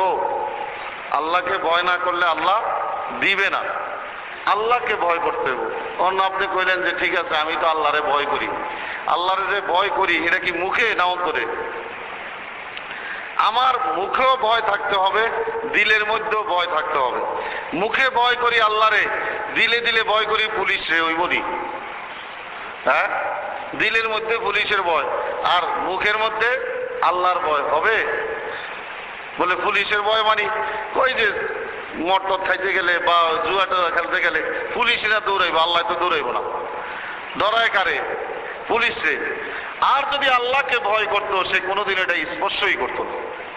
স্পর্শই করতো না যে আমার আল্লাহ এটা হারাম করছে, আমি এটা খাবো না। আমার আল্লাহ এই জুয়া হারাম করছে, আমি কোনোদিন এটা খেলবো না। যদি আমি আল্লাহকে ভয় করতাম, আর যদি আমি মানুষকে ভয় করি তাহলে কি হবে? আল্লাহ আমাকে কি করবেন? লাহুম ফিদ দুনিয়া খিজিউন ওয়া লাহুম ফিল আখিরাতি আযাবাল্লাহি শাদীদ। আল্লাহ রাব্বুল আলামিন ফরমান, দুনিয়ার মধ্যে কেউ যদি আমাকে ভয় না করে, দুনিয়ার মধ্যে কেউ যদি আমার নাফরমানি করে, লাহুম ফিদ দুনিয়া খিজিউন, দুনিয়ার মধ্যে আমি তাকে বেইজ্জতি আর অপমান করব, লাঞ্ছিত করব। দুনিয়াতে আল্লাহ কি করবে? তাকে বেইজ্জতি করব, অপমান করব, লাঞ্ছিত করব। ওয়ালাহুম ফিল আখিরাতি আযাবাল্লাহি শাদীদ, দুনিয়াটাই শেষ না, পরকালে আমি তাকে কঠিন আযাবের মধ্যে নিক্ষেপ করব। আল্লাহ বলতেছে। তো ভাই এই মদ খাইলেন, কদ্দুর শান্তি পাইলেন, একটু জুয়া খেললেন, কয়টা পয়সা পাইলেন, নয় খুয়াইলেন, এদুর দুনিয়াতে আল্লাহ কি অপমান করব? এমন একটা সময় আসবো, এমন একটা সময় আসবো, হয়তোবা দেখবেন যে তার এমন রোগ ব্যারাম হয়ে গেছে, এটার কোনো চিকিৎসা নাই, অথবা সমাজের মানুষ তাকে এত ঘৃণিত নজরে দেখতেছে যে এটার কোনো ইয়ে নাই, অথবা জেলখানার মধ্যে নিয়ে তারে পচাইতে আছে, কেউ তারে বাঁচানোর নেই। এরকম ভাবে আল্লাহ তাকে দুনিয়াতে বেজ্জতি করবো। আর মরণের সাথে সাথেই তো কবরের আযাব শুরু হয়ে যাবে। এই আযাব শুরু আছে, তো শেষ নাই। তো দেখেন কেন আমরা এই খারাপ জিনিসটাকে বেছে নেব, কেন আমরা এই খারাপ পথটার দিকে নিজেকে টেনে নেব? এই পথ ভালো নয়, নিজে ওই পথ থেকে আমরা বাঁচি, আমার ভাইদেরকে ওই পথ থেকে বাঁচানোর চেষ্টা করি, মা বোনদেরকে বুঝাই, মা বোনরা বাসায় বৈশা যেন তারা আল্লাহর হুকুম পালন করতে পারে, গুনার কাছ থেকে বাঁচতে পারে, একটু বুঝান, একটু দাওয়াত দেন। এটা আমার আপনার জন্য জরুরি, এটা অতীব জরুরি। ভাইও এই খারাপ কাজ থেকে, এই বিপদের পথ থেকে নিজেরা ফিরে আসে। আপনাদের এলাকায় মোটামুটি আমি বিকালবেলা ঘুরলে গালে দেখি 10-12 জন বসে বসে ওই যে কি জানি এরকম ফালাক, আবার কয়জনে মিলে দেখে এটি টোকায়, কথা বলছেন। এই যে কি জিনিস, আহা, এগুলার দ্বারা ভাই মানুষ বেঈমান হয়ে দেব, এই নাফরমানির পথে চলে দেব। এই টোকাটুকি দরকার কি বলেন? আসরের পরে, সন্ধ্যার পরে অবসর সময় পাইছেন, বসে বসে একটু আল্লাহর ইবাদত করেন, আর কিছু পারেন না, আর কোনো কাম নাই, একটা বই পড়েন বসে বসে, তাহলে দেখবেন অনেক কিছু শিখতে পারবেন। এই নাফরমানির পথ থেকে, এই বিপদের পথ থেকে বাঁচা আমরা নিজেরা বাঁচি। আরেকটা জিনিস মনে রাখবেন, এই ছোট ছোট বাচ্চাদের সামনে আপনারা এই ধরনের কাজ করেন না, কেননা এরা আপনাদেরকে দেখতে দেখতে এরা বড় হবে, বড় হয়ে এই বাচ্চারা নষ্ট হবে, তাদের জীবনটাও বিপদগামী হবে। কখনোই আপনারা এই কাজগুলা করবেন না, এগুলা খুবই খারাপ কাজ, এগুলা খুব নিকৃষ্ট মানের কাজ, এগুলা আমার আল্লাহ পছন্দ করেন নাই, আমার আল্লাহর রসুলও পছন্দ করে নাই। ভাই এই পথ থেকে আমি আর আপনি নিজেরা বাঁচি। আর যে সকল ভাইদের অভ্যাস আছে একটু ওই যে টানাটানি করার, আমার মনে হয় এটা একটু বাধা দিয়ে, কি লেগা এই বিড়ি সিগারেট এগুলা যদি কেউ খাওয়ার অভ্যাস থাকে, এগুলার দ্বারা একটা কি সমস্যা হয়, শারীরিক ক্ষতি হয়। মানুষের ভিতরে আল্লাহ একটা ফুসফুস দিছে, এই ফুসফুসটা খুব দামি জিনিস, এটার দ্বারা আল্লাহ তার পুরা বডিটাকে কন্ট্রোল করেন। আলা ইন্না ফিল জাসাদে মুদগা ইযা সলুহাত সলুহাল জাসাদু কুল্লুহু ওয়া ইযা ফাসাদাত ফাসাদাল জাসাদু কুল্লুহু আলা ওয়াহিয়াল কলব। আল্লাহ রসুল ফরমান, প্রত্যেকটা শরীরের মধ্যে একটা মাংসের টুকরা আছে, যদি ওই টুকরাটা সুস্থ থাকে তার পুরা বডিটা সুস্থ থাকে, আর ওই টুকরাটা যখন অসুস্থ হয়ে যায় তার পুরা বডিটা কি হয়ে যায়, অসুস্থ হয়ে যায়। এই যে এই টুকরাটার নাম কি? এই টুকরাটার নাম আলা ওয়াহিয়াল কলব, এটাকে কলব বলে, হার্ট বলে। এই হার্টটাকে জ্বালায় ফেলি আমরা গুনার কাজের দ্বারা, খারাপ কাজের দ্বারা, আজে বাজে কথার দ্বারা, এরকম আজে বাজে জিনিস খাওয়ার দ্বারা। আমি আপনাদেরকে বিনীতভাবে অনুরোধ করব, খাওয়ার দাওয়ার ক্ষেত্রে অবশ্যই হালাল জিনিস দেখবেন, হালাল ব্যতীত খাবেন না। যেখানে সন্দেহ হবে যে এখানের খাবার হারাম হইতে পারে, বিসমিল্লাহ কইয়া মুখটা মুছে আইসা পড়েন, খাইয়েন না, আর কত পানি খেয়ে আইসা পড়েন। হারাম জিনিস কোনোদিন খায়েন না, খাইলে নিজে শেষ হয়ে যাবেন, নিজেও শেষ হইবেন, নিজের পরিবারও ধ্বংস করবেন। আর হারাম জিনিস পান করবেন না। পান করা জিনিসও হারাম, শরীরের ক্ষতি করে। আমাদের দেশে এখন ওই অ্যালকোহল অনেক ড্রিঙ্কস বাইর হয়েছে, আমাদের ওই যে যুবক ভাইরা খুব মজা করে খায়, তো এটা একটু একটু খাইলে শরীরটার মধ্যে একটু ভালো থাকে, বুঝেন নাই? এই যে ভালো থাকে, এই ভালো থাকতে থাকতে গিয়ে একদিন দেখবেন ওই যে মদ আর গাঁজাও ধরছে। এই যে আমাদের দেশে গভর্নমেন্ট জানি না কেন 5% অ্যালকোহলের পারমিশন দিয়া প্রত্যেকটা ড্রিঙ্কসের মধ্যে এই অ্যালকোহল ঢুকাইতেছে, সরাসরি তো কয়েকটার মধ্যে ঢুকাইও দিছে। এই যে টাইগার না কি কয় একটা আছে না, ওই দিন স্পিড বোর্ডে উঠছিলাম, আমার লগে একটা ছেলে ওই একটা খাইছে, খাইয়ে ওর আমার পাঁচটা বলছিল, আমি ওর কাছে 3 বার মাপ চাইছি।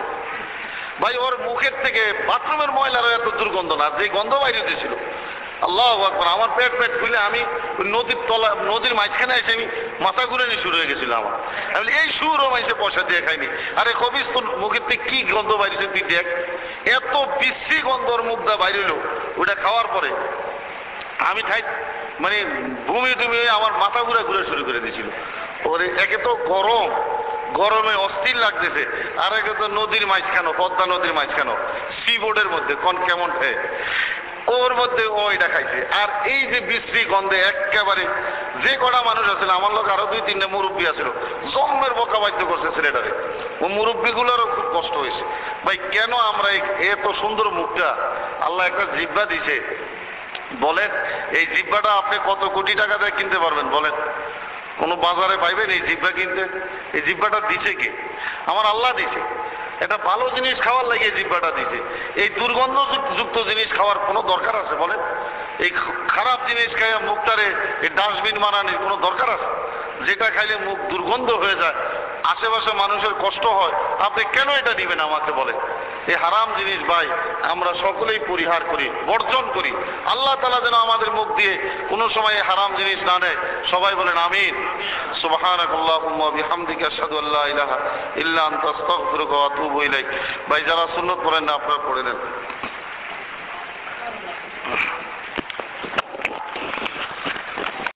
ওয়া রাহমাতুল্লাহি ওয়া বারাকাতুহু। ইস্তিগফার করি সবাই আমরা। আস্তাগফিরুল্লাহ রাব্বি মিন কুল্লি যামবিন ওয়া আতুবু ইলাইহি। লা হাওলা ওয়া লা কুওয়াতা ইল্লা বিল্লাহিল আলিয়্যিল আযীম। আস্তাগফিরুল্লাহ রাব্বি মিন কুল্লি যামবিন ওয়া আতুবু ইলাইহি। লা হাওলা ওয়া লা কুওয়াতা ইল্লা বিল্লাহিল আলিয়্যিল আযীম। الحمد لله نحمده ونستعينه ونستغفره ونؤمن به ونتوكل عليه ونعوذ بالله من شرور أنفسنا ومن سيئات أعمالنا من يهده الله فلا مضل له ومن يضلل فلا هادي له ونشهد أن لا إله إلا الله وحده لا شريك له ونشهد أن سيدنا وعظيمنا محمد رسول الله صلى الله عليه وسلم. أما بعد فقد قال الله تعالى في كلامه المجيد: أعوذ بالله من الشيطان الرجيم. بسم الله الرحمن الرحيم. إن الذين آمنوا وعملوا الصالحات كانت لهم جنات الفردوس نزلا خالدين فيها لا يبغون عنها حولا قل لو كان البحر مدادا لكلمات ربه لنفد البحر قبل أن تنفد كلمات ربي ولو جئنا بمثله مددا وقال رسول الله صلى الله عليه وسلم من صلى صلاتنا واستقبل قبلتنا وأكل ذبيحتنا فذلك المسلم أو كما قال عليه الصلاة والسلام درود شريف পড়ি সবাই আমরা اللهم صل على محمد وعلى آل محمد كما صليت على إبراهيم وعلى آل إبراهيم إنك حميد مجيد اللهم بارك على محمد وعلى آل محمد كما باركت على إبراهيم وعلى آل إبراهيم إنك حميد مجيد محترم সম্মানিত মুসল্লিয়ান কিরাম, আল্লাহ সুবহানাহু ওয়া তাআলার দরবারে অসংখ্য অগণিত শুকরিয়া। আল্লাহ রাব্বুল আলামিন আমাদেরকে আল্লাহর ঘর মসজিদে জুমার সালাত আদায়ের জন্য আসার তৌফিক দান করছে। এই জন্য আমরা সবাই বলি আলহামদুলিল্লাহ। দুনিয়ার মধ্যে যত মানুষ আছে সব মানুষ যদি আল্লাহর ইবাদত করে আল্লাহর কোনো ক্ষতি হবে না বা আল্লাহর কোনো লাভও হবে না। আর দুনিয়ার সব মানুষ যদি নাফরমানি করে তাতেও আল্লাহর কোনো লাভ ক্ষতি হবে না। তবে আল্লাহ রাব্বুল আলামিন মানুষ জাতিকে সৃষ্টি করছেন আল্লাহর ইবাদত করার জন্য। মানুষ যখন আল্লাহর ইবাদত করে তখন আল্লাহ তাআলার উপরে ওয়াজিব হয়ে যায় তাকে জান্নাত দেওয়া। আর মানুষের উপরে ওয়াজিব হইল আল্লাহর সঙ্গে কোনো শিরক না করা। এই দুইটা জিনিস দায়িত্ব হলো মানুষের উপরে শিরিক না করা আর আল্লাহর উপরে হইল জান্নাত দেওয়া। তো আল্লাহ ওয়াদা করছেন ফামান কানা ইয়ারজু লিকা রাব্বিহি, যে ব্যক্তি দুনিয়াতে থেকে আল্লাহর সঙ্গে সাক্ষাৎ করার আশা করবে ফালিয়ামাল আমালান সালিহা, আল্লাহ বলছেন সে যেন নেক কাজ করে। নেক কাজ মানে শিরিক মুক্ত ইবাদত করে। এটার আবার ব্যাখ্যাও দিতে নেক কাজের, ফালিয়ামাল আমালান সালিহা ওয়ালা ইউশরিক বিইবাদাতি রাব্বিহি আহাদা, সে যেন আল্লাহর সঙ্গে কাউকে শিরিক না করে আর আল্লাহ যা হুকুম করছে এই কাজগুলো সে করে।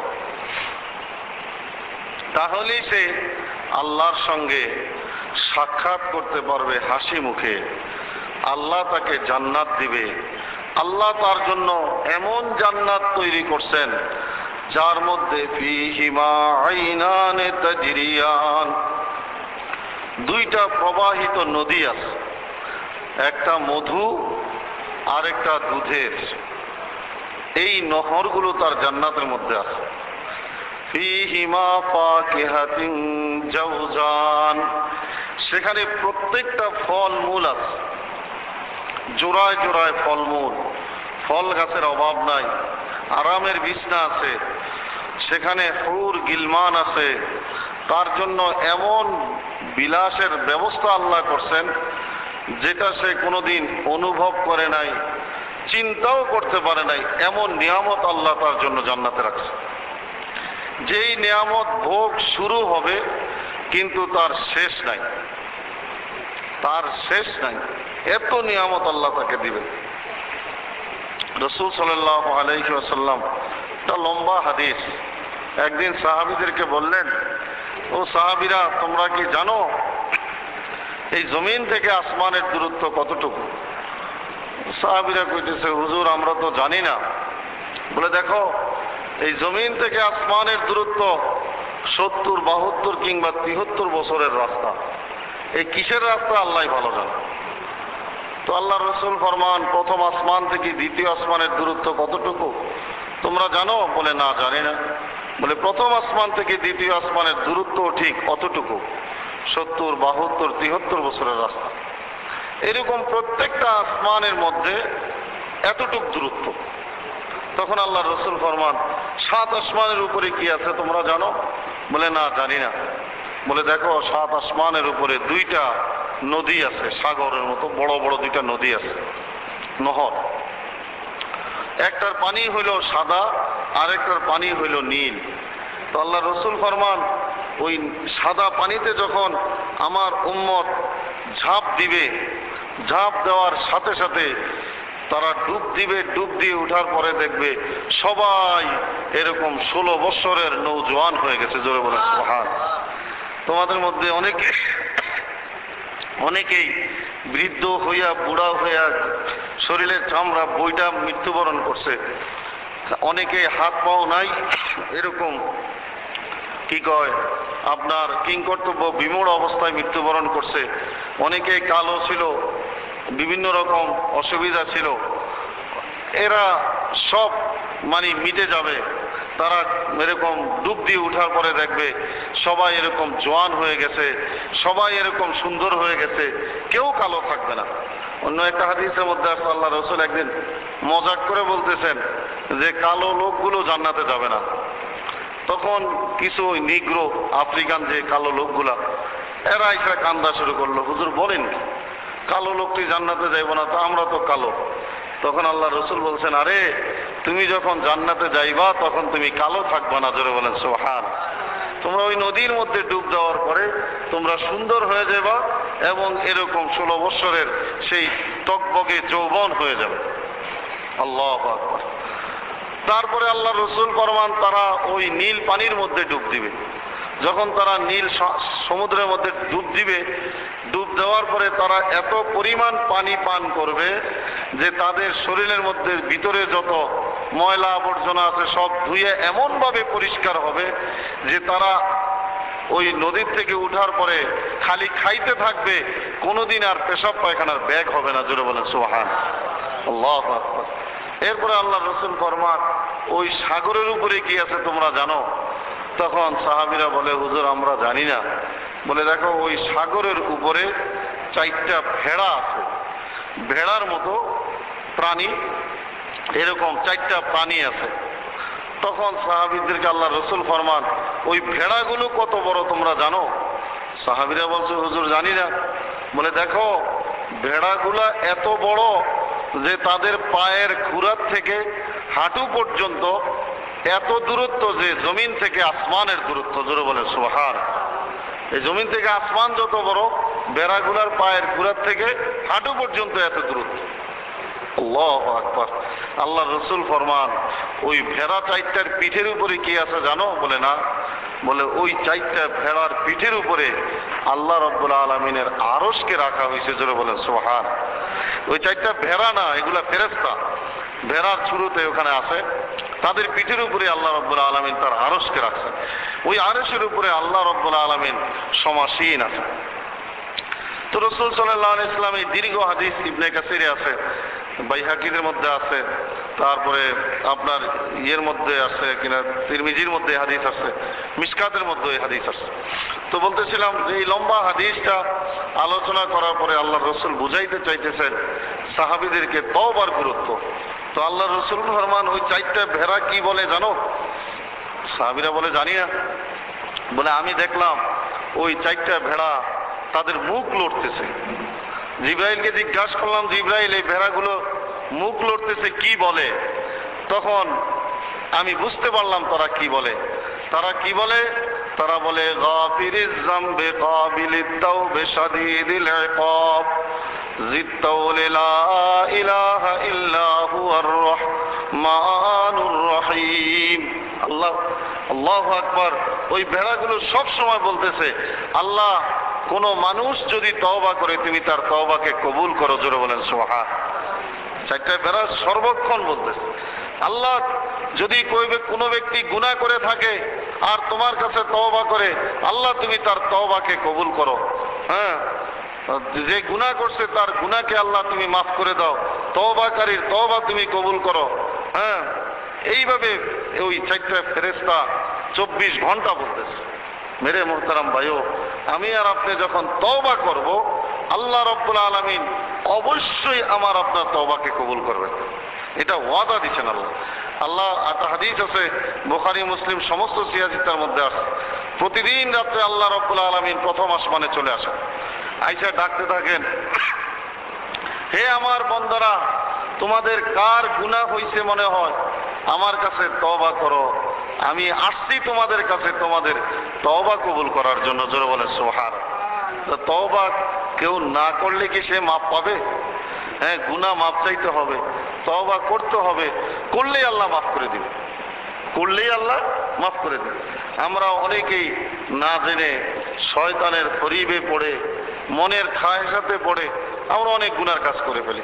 কিন্তু গুনার কাজ করার পরে যদি গুনাহ হয়ে যায় তাহলে অতি জরুরি হইল তওবা করা, আল্লাহর কাছে তওবা করা, যে আল্লাহ আমার ভুল হয়ে গেছে, আমাকে তুমি ক্ষমা করে দাও। আল্লাহ রাব্বুল আলামিন ক্ষমা করে দিবে, এটা আল্লাহ ওয়াদা দিয়েছে। অনেকেই বলে আমি তো অনেক কান্দাকাটি করি আমার এটার জন্য ওটার জন্য, সে অনেক দোয়া করে কিন্তু তার দোয়া কবুল হয় না। তার কারণ কি দোয়া কবুল হয় না? দোয়া কবুল না হওয়ার প্রথম কারণ হইল তার খাদ্যের মধ্যে হারাম কিছু আছে, খানার মধ্যে কি আছে? হারাম আছে। 2 নম্বর হইল তার জীবনে অনেক গুনাহ আছে যেটা সে তওবা করে মাফ করায় না এখন পর্যন্ত। 3 নম্বর হইল হয়তো ওই লোক তওবা করতে জানে না কিভাবে তওবা করতে হয়। এই কারণগুলোর কারণে আমাদের দোয়া কবুল হয় না। যত কান্দাকাটি করি আমাদের দোয়া কবুল হচ্ছে না। কেন হচ্ছে না, কেন হইতেছে না, এটা কিন্তু কেউ যাচাই করে না, কিন্তু বলে যে আমার দোয়া কবুল হচ্ছে না। মেরে মোহতারাম ভাইও, খাদ্যের মধ্যে যদি কোনো হারাম থাকে তাহলে ওই ব্যক্তির কোনো দোয়া আল্লাহ কবুল করবেন না, পরিষ্কার ঘোষণা দিছে। আমলের মধ্যে যদি কোনো শিরক থাকে তার কোনো দোয়া কবুল করবেন না, আল্লাহ ঘোষণা দিছে। তো আল্লাহ যেটা ঘোষণা দিচ্ছেন সেটা তো কোনোদিনও বিপরীত হইতে পারে না। আর যদি আমাদের দোয়া আল্লাহ কবুল করেন তাহলে অবশ্যই আমরা কিন্তু আল্লাহর প্রিয় বান্দা হইতে পারব। আর আমাদের দোয়া কবুল না হওয়ার জন্য যে কারণগুলো, এই কারণগুলো আগে আমাদের ছাড়তে হবে। খাদ্যের মধ্যে হয়তো হারাম ছিল, ভুলে খানার মধ্যে হারাম ছিল, ইচ্ছায় হোক অনিচ্ছায় হোক ছিল, আমরা আল্লাহর কাছে তওবা করি, আল্লাহ আমি আমার না জানার কারণে আমার খানার মধ্যে হারাম জিনিসগুলো ছিল, আল্লাহ তুমি আমারে মাফ করে দাও।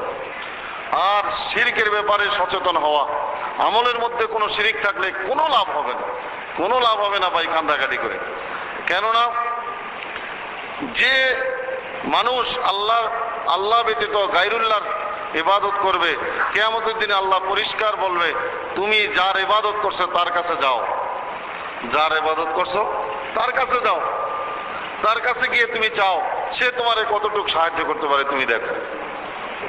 তখন তার কাছে যাইলে কি কোনো সাহায্য পাওয়া যাবে? কোনো সাহায্য পাওয়া যাবে না। কেন? ইবাদতের 1 নম্বর শর্ত হইল ওয়ালা ইউশরিক বিইবাদাতি রাব্বিহি আহাদা, আল্লাহর সঙ্গে কাউকে শিরিক করতে পারবে না। এটা হলো 1 নম্বর শর্ত। 1 নম্বর শর্ত, আল্লাহর সঙ্গে শিরিক করা যাবে না। এখন যদি আমরা কথার কথায় শিরিক বলি, অনেক মা বোনেরা আছে দেখবেন বলে যে দেখেন আগে আল্লাহ পিছনে আপনি, বুঝেছে না? আল্লাহও লাগে ইল্লাহও লাগে, বলে কিনা? বলে। এগুলো শিরক। এগুলা যখন মানুষ বলে, বিশ্বাস করে, তখন কিন্তু সে মুসলিম থাকে না, সে মুশরিক হয়ে যায়, সে আল্লাহর বান্দার থেকে বাহিরে চলে যায়। তার ইবাদত আল্লাহ কোনোদিন কবুল করবে না, কোনোদিন কবুল করবে না। আল্লাহ যেটা করতে পারে এটা আল্লাহই পারে, আর কেউ পারে না। আল্লাহই পারে, আর কেউ পারে না। অনেকের আমাদের ধারণা এরকম যে দুনিয়ার মধ্যে মানুষ, কিছু কিছু মানুষ সরাসরি আল্লাহর সঙ্গে কথা বলতে পারে, কিছু কিছু মানুষ ধারণা করে সরাসরি নবীর সঙ্গে কথা বলতে পারে। এগুলা কুফরি আকীদা, এগুলা কুফরি আকীদা। আল্লাহ সিরেফ নবীদের সঙ্গে কথা বলছেন, কোন উম্মতের সঙ্গে আল্লাহ কথা বলেন নাই। আল্লাহ কার সঙ্গে কথা বলছেন? নবীদের সঙ্গে কথা বলছেন। আমাদের সঙ্গে আল্লাহ কথা বলতে পারে না? অনেকে দেখবেন এরকম উদ্ভট উদ্ভট কিছু কথা বলে বলে বলে মানুষকে এরকম বিভ্রান্ত করার চেষ্টা করে, আর আমরাও এরকম বিভ্রান্ত হয়ে যাই। আবার অনেক মানুষ গায়েবের থেকে কথা বলে যে অমুকে আমার দেখা মাত্রই আমার অনেক কিছু বলে ফেলছে। আর এই গায়েবের মালিক কে? আল্লাহ। আল্লাহ বলছেন ওমা তাদরি নাফসুন বিআই আরদিন তামুত ওমা তাদরি নাফসুন মাযা তাকসিবু গাদা। আপনি আগামীকালকে কি করবেন এটা আপনি জানেন না, আপনার কখন মৃত্যু হবে এটা আপনি জানেন না, হ্যাঁ, আপনার ভাগ্যে কি আছে এটা আপনি জানেন না। কেউ জানে না। এখন একটা মানুষ দেখবেন আপনারে দেখা মাত্রই আপনার ভবিষ্যতের কথা বলে দেয়, আপনার পিছনে কয় ওর বিপদে, ওর সামনে মুসিবত আছে, বিপদ আছে, হ্যাঁ, ওর হাত গুনে গুনে রাশি গুনে গুনে তার বিপদের সংবাদ দেয়, তার এই সংবাদ দেয়, ওই সংবাদ দেয়। এগুলা যারা দেয় এই সব হইল মুশরিক। আর যারা তাদের কাছে যায় তারাও কিন্তু মুশরিক হয়ে যায়, তারা আল্লাহর বান্দা থাকে না। একটা জিনিস মনে রাখবেন, এক মুহূর্ত পরে, এক ঘন্টা পরে কি হবে আল্লাহ ব্যতীত আর কেউ জানে না। কেউ যদি মনে করে আমি জানি, তাহলে বুঝতে হবে এই লোক শয়তান, তাগুত। সে তাগুত, কোনো সন্দেহ নেই। আপনার বিপদ আছে, আপনার মুসিবত আছে, আপনি তো ভয়ে শেষ, খাইছি, আমার বিপদ আইছে। এই যে ভয় পাইছেন, এই ভয়টাই কিন্তু ঈমান না থাকার আলামত। যদি ঈমান থাকে তাহলে আপনি বলবেন আমার বিপদ আছে, মুসিবত আছে, তুমি কি নবী না তুমি রব, কোনটা বলো? তুমি কি রব? তুমি কি আল্লাহ? কিভাবে বললা আমার বিপদ আছে? কিভাবে বললা আমার মুসিবত আছে? বুঝাইছে না? সে কিন্তু বলতে পারে এগুলা হইল তাগুত, এরা শয়তান। শয়তান মানুষের শুরুতে মানুষকে বেঈমান বানানোর জন্য এইভাবে মানুষকে পথভ্রষ্ট করতেছে। ভাইও, একটা জিনিস মনে রাখবেন, আমার কোন সময় মৃত্যু হবে, আমি আগামীকালকে কি করব, আমার তাকদীরে কি আছে, এগুলা আমার আল্লাহ ছাড়া আর কেউ জানে না। কেউ জানে না। কেউ যদি দাবি করে আমি জানি, নিশ্চিত এই লোক শয়তান, নিশ্চিত এই লোক তাগুত। এই লোক কিন্তু মানুষের বেশে মানুষকে ধোঁকা দেওয়ার জন্য আসছে। পৃথিবীর মধ্যে নবীরা পর্যন্ত ভবিষ্যতের কোনো কথা বলতে পারে নাই, যদি আল্লাহ না জানায় দিছে। আল্লাহ যে বিষয়টা জানায় দিছে এটা বলতে পারছে যে এই জিনিসটা হবে বা হচ্ছে, এটা আল্লাহ জানায় দিছে নবীদেরকে। রাসূল সাল্লাল্লাহু আলাইহি ওয়াসাল্লাম কিয়ামতের অনেক আলামত বর্ণনা করছেন, এগুলা আল্লাহ তাকে জানায় দিছে যে তুমি বলে দাও কিয়ামতের আগে এটা হবে, এটা হবে, এটা হবে। তাকে জানায় দিয়েছেন, দেখায় দিয়েছেন, যার কারণে উনি বলছেন আমাদেরকে। কিন্তু উনিও গায়েব জানতেন না। কেউ দাবি করে যে আল্লাহ রসুল এগুলা জানতেন, নাউজুবিল্লাহ, এটা ভুল কথা। আল্লাহ জানতেন, আল্লাহ তার নবীকে জানায় দিয়েছেন। আমার আপনার তাকদীরে কি আছে এটা আল্লাহ জানেন, আর কেউ জানে না। এই জন্য ভাইও, এই যারা কাহেন, মানুষের ভবিষ্যৎ নিয়ে কথা বলে, মানুষে দেখা মাত্রই বলে দেয় তোমার 2 ছেলে 2 মেয়ে, তোমার স্ত্রীটা অসুস্থ, তুমি অনেকদিন যাবৎ পেরেশানিতে আছো, আপনি কইবেন খাইছে রে খাইছে। এই লোকটি অনেক বড় আল্লাহর ওলি, এত কিছু জানলো কিভাবে? কথা বলছেন। এরপরে আপনি খাইতে পরে যান, খাইছে তো। আসলে কিন্তু এই লোক হইছে শয়তানের লিডার, বুঝছেন? আপনার পিছনে ওর লোক লাগানো আছে। ও আইসা আপনার সম্পর্কে ওরে তথ্য দিছে, তথ্য দেওয়ার পরে আপনাকে ওখানে ফিরাইছে। এখন যাওয়া মাত্রই সে এইগুলো বলে দিছে। আবার দেখবেন কিছু কিছু জিনিস আছে, অ্যাটিটিউড বলে ইংলিশে, মানুষের চেহারা সুরত দেখলে অনেক কিছু অনুমান করা যায়। একটা মানুষ চেহারা দেখলেই বোঝা যায় তার ভিতরে কি আছে। এটা কিন্তু অনেক সময় চেহারাতে ফুটে ওঠে। চেহারাটা হলো মানুষের আয়না, মানুষের অন্তরের অবস্থানটা তার চেহারা দিয়ে প্রকাশ পায়। তো এই ব্যাপারে যারা খুব তীক্ষ্ণ অভিজ্ঞ, মানুষের চেহারা দেখলেই সে অনুমান করতে পারে তার ভিতরের অবস্থাটা কি। তার অবস্থানটা অনুমান, আন্দাজের উপরে যদি আপনি 10টা বলেন, দেখবেন যে 5টা ঠিক হয়ে গেছে। 10টা বললে কি হয়ে গেছে? 5টা ঠিক হয়ে গেছে। অনেকেই দেখবেন এই জিনিসগুলা বলে মানুষকে দুর্বল করে, আর দুর্বল করে মানুষকে এই শয়তানের পথ দেখায়। এই জন্য মেরে মোহতারাম ভাইও, আল্লাহ রব্বুল আলামিন আমাকে আপনাকে দুনিয়াতে যে দায়িত্ব দিয়ে পাঠাইছে, আল্লাহ আমাকে আপনাকে দুনিয়াতে কিছু দায়িত্ব দিয়ে পাঠাইছে, এটা বুঝতে হবে। 1 নম্বর দায়িত্ব হলো যে দুনিয়াতে আমরা শুধু আল্লাহর ইবাদত করব, আর কারো ইবাদত করতে পারবো না। এবং আল্লাহর ইবাদত করতে গিয়ে আল্লাহর সঙ্গে শিরক হয় এমন কোনো কিছু আমরা ধরতেও পারবো না, করতেও পারবো না। এটার থেকে আমরা নিজেরা দূরে থাকতে হবে। আর 2 নম্বর কাজ হইল আমলে সালেহ, কিছু নেক কাজ করতে হবে। নেক কাজ কি? নেক কাজ হইল ঈমান আনার পরে 5 ওয়াক্ত নামাজ, 5 ওয়াক্ত নামাজ আদায় করতে হবে। আপনাকে ফজর, জোহর, আসর, মাগরিব, এশা এই নামাজগুলো ঠিকমতো আদায় করতে হবে। হালাল খাইতে হবে, হালাল খাইতে হবে।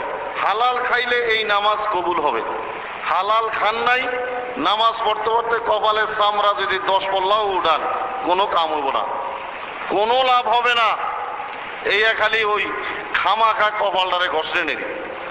এই হালাল, এই মুখ দিয়ে হালাল জিনিস দিতে হবে, হারাম জিনিস দেওয়া যাবে না। হারাম খাওয়ার পরে আপনি নামাজ পড়লে কবুল হবে না, রোজা রাখলে কবুল হবে না, আল্লাহকে ডাক দিলে কবুল হবে না, দান সদকা করলে কবুল হবে না, কোনো ভালো কাজ করলে কোনো সওয়াব পাবেন না, যদি হারাম আপনার আমার পেটের মধ্যে যায়। মা ফি বুতুনিহিম ইল্লান নার। হারাম খাওয়া মানে পেটের মধ্যে কিছু আগুন ঢুকানো, কিছু আগুন ঢুকাই দিলাম, বুঝাইছে না? হালাল আর হারাম এই জিনিসটাকে পরিষ্কারভাবে বুঝা যে আমার জন্য এটা খাওয়া যাবে, এটা খাওয়া যাবে না। ভাইও, পশু পক্ষী পর্যন্ত তার জন্য যেটা নিষেধ সে সেটা খায় না। আপনারা কুত্তারে ঘাস খাইতে দেখছেন কোনো সময়? কচুরি ফেনা খাইতে দেখছে? এটা তার আহার না, সে খায় নাই। কথা বুঝাইছে না? যার যেটা খাদ্য সে সেটাই খাইতে হবে। আপনারা পশু পক্ষীর দিকে লক্ষ্য করে দেখেন, একজনে একটা জিনিস খায়, তো কিছু কিছু জানোয়ার আছে শুধু ঘাস খায়, আর কিছু কিছু জানোয়ার আছে এরা ঘাস খায় না, এরা আরেকটা পশুর গোশত মাংস খায়। দেখছেন তো? এদের মুখের ডিজাইনটা কিন্তু আলাদা। যে সমস্ত পশুগুলো ঘাস খায় তাদের নিচের মাড়ির দাঁতগুলো একেবারে সমান, একটা দাঁতও কিন্তু উঁচা নিচা নাই, একেবারে প্লেন সমান, একটা ইয়ের মতো দাঁত। উপরের মাড়িতে দাঁত নাই, ওই চাপার মধ্যে দাঁত আছে।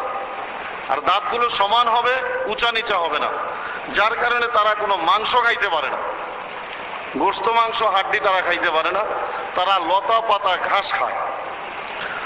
আর যেই সমস্ত প্রাণীর দাঁত উঁচা নিচা হবে, উভয় মাড়িতে দাঁত হবে, এই সমস্ত পশু কিন্তু ঘাস খাইতে পারে না।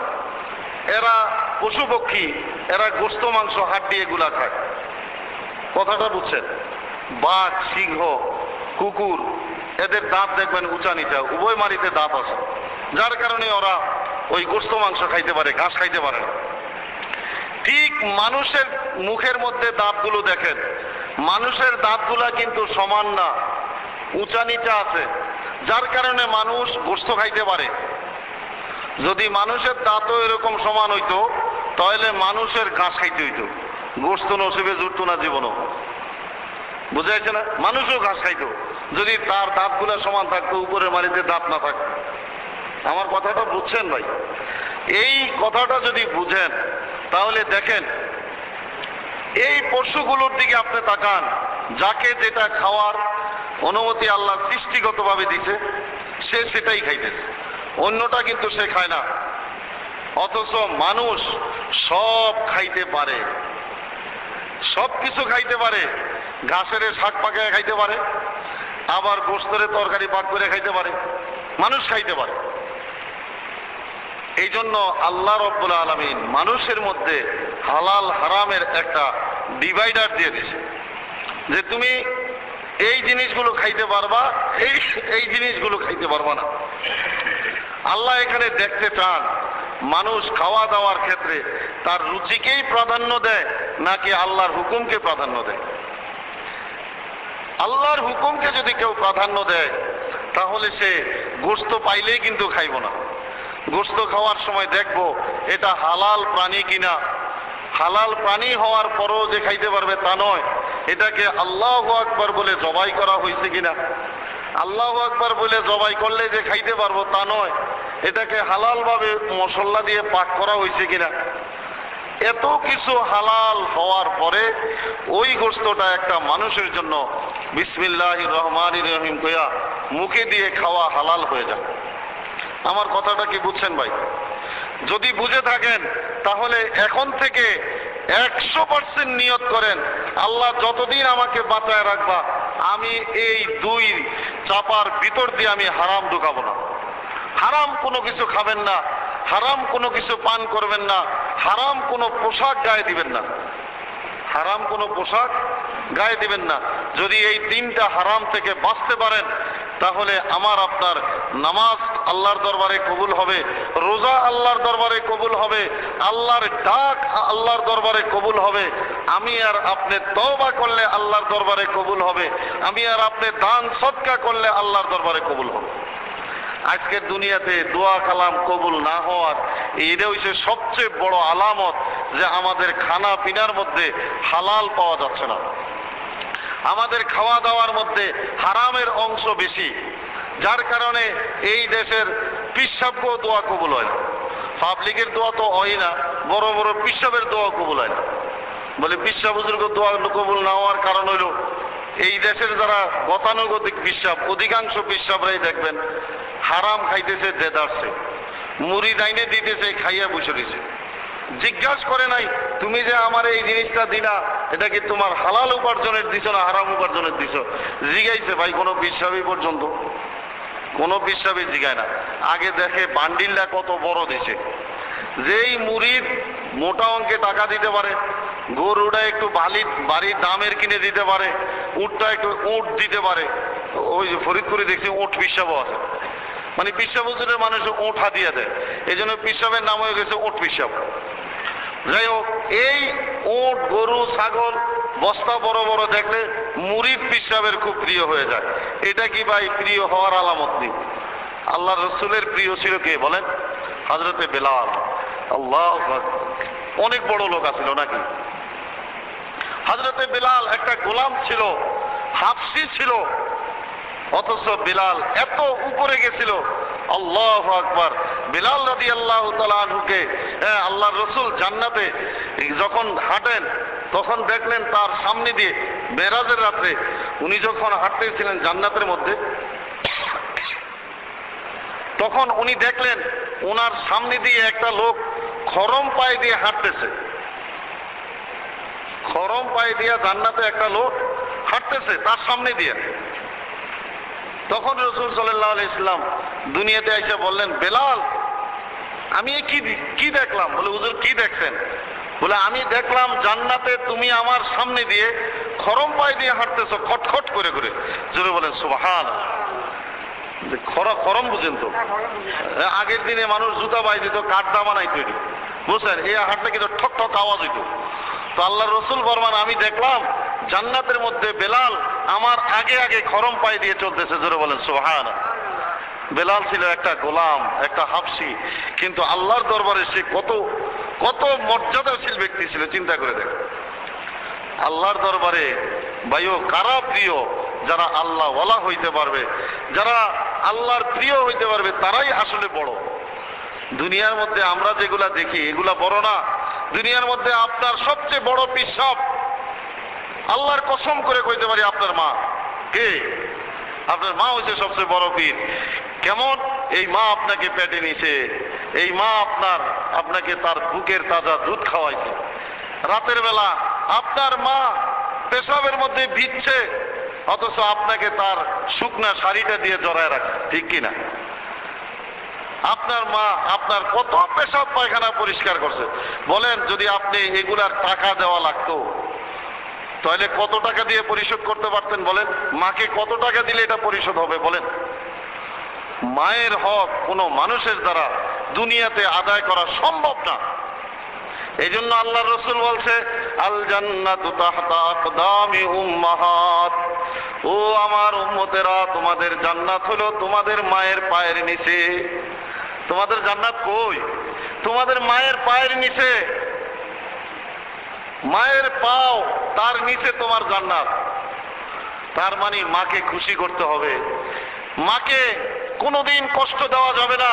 আল্লাহ কোরআনে নিষেধ করছে, লা তাকুল্লাহুমা উফিন ওয়ালা তানহারহুমা, সাবধান, কোনোদিন মায়ের মুখ দিয়ে উফ শব্দ বের করো না। মাকে কষ্ট দিও না, যে কষ্টের কারণে মা উফ বলছে। আল্লাহ বলছে লা তাকুল্লাহুমা উফিন ওয়ালা তানহারহুমা, কোনোদিন তাদের সঙ্গে নাফরমানি করো না, তাদের সঙ্গে বেয়াদবি করো না। ওয়াকুল্লাহুমা কওলান কারীমা, মায়ের সঙ্গে বাবার সঙ্গে সব সময় সম্মান বজায় রেখে কথা বলো, সম্মান দিয়ে কথা বলো। আব্বাজি আম্মাজি, বুঝাইছে না? আব্বাকে আম্মাকে সম্মান দিয়ে কথা বলতে হবে, ধমক দিয়ে কথা বলা হারাম। কোন ব্যক্তি যদি মারে ধমক দিছে, সারা দুনিয়ার সব পীরের কাছে মুরিদ হইল, এটা জান্নাতে যাইতে পারবে না কোনোদিনও। এটার লাগে জাহান্নাম ওয়াজিব যে তার মাকে ধমক দিছে।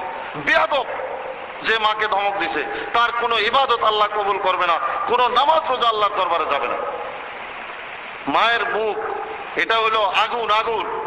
মা যদি বলে আল্লাহ আমার ছেলেটা তোমার রহমত, তোমার রহমতের দুয়ারে আল্লাহ আমি আমার ছেলেটা রাখলাম, আল্লাহ তুমি আমার ছেলের উপরে রহম করো, এই ছেলের জীবন কামিয়াব। আর যদি কইলো আল্লাহ দেখো আমার পোলা আমার একটা কষ্ট দিছে, শেষ। কোন হুজুরের কোন দোয়া তাবিজে কাম হইব না, সারা দুনিয়ার কোরআন শরীফ ব্যাগটা খাওয়াইলেও কাম হইব না। খালি যদি মা তার মনে কষ্ট দিল, মায়ের মনে কেউ কষ্ট দিল, সাবধান ভাই। ওইটা খুব কোরআন শরীফে এক দুই জায়গা না, বহু জায়গা আল্লাহ মায়ের ব্যাপারে বাপের ব্যাপারে আমাদেরকে সাবধান করছে।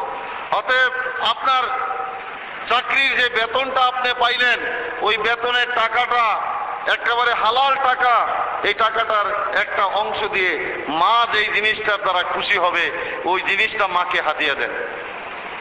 গাছের ফল ফলাদি, জমিনের ফসল, হ্যাঁ, দোকানের মাল, এটা সেটা মাকে সবার আগে হাদিয়া দেন, মাকে সবার আগে দেন।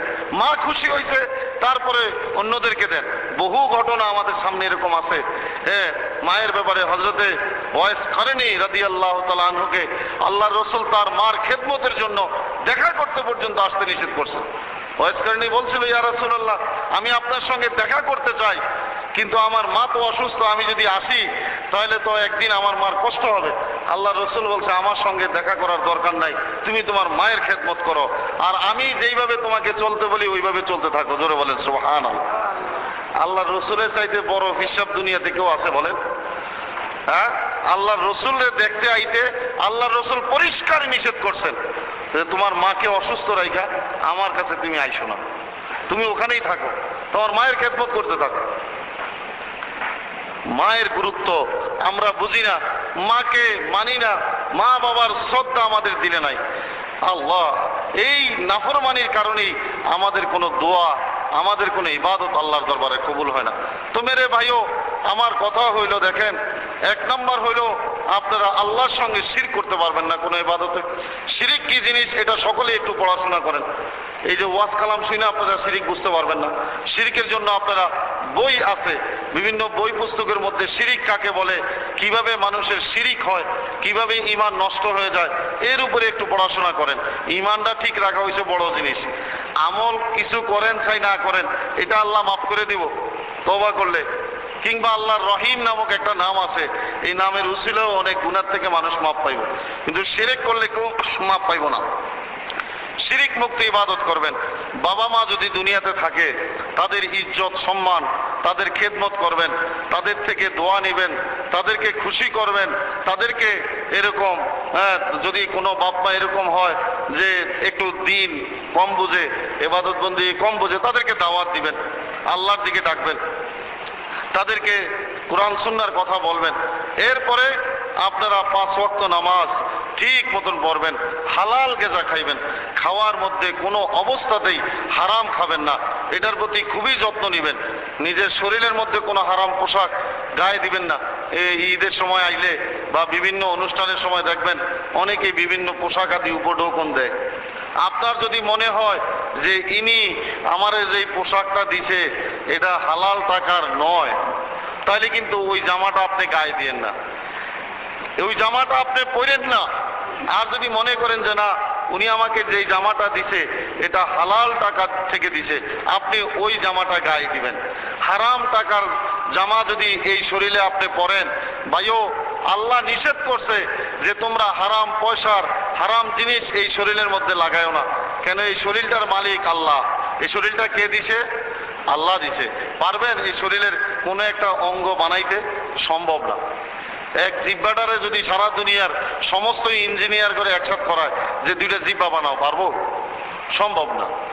এটা যে কি দিয়ে বানাইছে, এটার পিছনে যে কি পদার্থ আছে আল্লাহ ছাড়া কেউ জানে না। এই যে চোখ আল্লাহ বানায় দিছে, বলেন সারা পৃথিবীর বিনিময় কি একটা চোখ বানানো সম্ভব? হ্যাঁ, একটা চোখ বানানো সম্ভব, একটা হাড্ডি বানানো সম্ভব, আর এই মেয়ে একটা পশমও বানানো সম্ভব না। একটা পশমও বানানো সম্ভব না। এই শরীরটা আল্লাহর দেওয়া একটা দান। এই শরীরের মধ্যে হারাম কোনো পোশাক পরতে আল্লাহ নিষেধ করছে, এবং ওই ধরনের পোশাক, যেই সমস্ত পোশাকগুলা ইহুদিরা পরে, বেদিনরা পরে, এই ধরনের পোশাকও আল্লাহ পরতে নিষেধ করছে। আমার কথাটা বুঝেন নাই? জামা কাপড় নিজের পয়সা দিয়ে পরতেছেন, হালাল টাকা দিয়ে পরতেছেন, খেয়াল করবেন এই পোশাকটা যেন বিজাতিদের পোশাক না হয়। সব পোশাক পরার অনুমতি আছে, কিন্তু বিজাতিদের পোশাক পরতে আল্লাহ নিষেধ করছে। বিজাতিদের কি পোশাক? বিজাতিদের ধর্মীয় পোশাক, যেই পোশাকটা বিজাতিরা তাদের ধর্মের শেয়ার মনে করে, এই ধরনের পোশাক পরতে আল্লাহ নিষেধ করছে। যেরকম হিন্দুরা পৈতা পরে, দেখবেন পৈতা, দেখছেন পৈতা? হিন্দুরা গলার মধ্যে পৈতা লাগায়। এই পৈতা লাগানো কিন্তু কুফুরি। আপনারা শখ করে এই পৈতা পরবেন না। অনেক ভাইরা আছে বিভিন্ন মাজার মুজারে ঘুরতে গেলে হাতের মধ্যে দেখবেন ওই যে রঙিন সুতা লাগাই দেয়, দেখছেন না? এই রঙিন সুতা পরা কিন্তু কুফুরি। এটা হিন্দুদের থেকে আসছে। হিন্দুরা এটা লাগাই দাও, এবং তাদের ওই যে এটা একটা পূজা তাদের। আমাকে ভাইরা এখন মাজারে গেলে ওরা একটা লাগাই দেয়, কথা বলছেন। আবার অনেক ভাইরা টাকা পয়সা আছে তো মোটামুটি স্বর্ণের চেইন পরে, আবার হাতের মধ্যে ওই যে একটা বালা পরে, দেখছেন না? এগুলা পরা হারাম, হারাম, হারাম। এই স্বর্ণের চেইন গলায় দেওয়া, স্বর্ণের চেইন হাতে দেওয়া পুরুষের জন্য আল্লাহ হারাম করে দিয়েছে। কেউ যদি স্বর্ণের চেইন গলায় দিয়ে নামাজ পড়ে, তার নামাজ আদায় হবে না, তার নামাজ হবে না।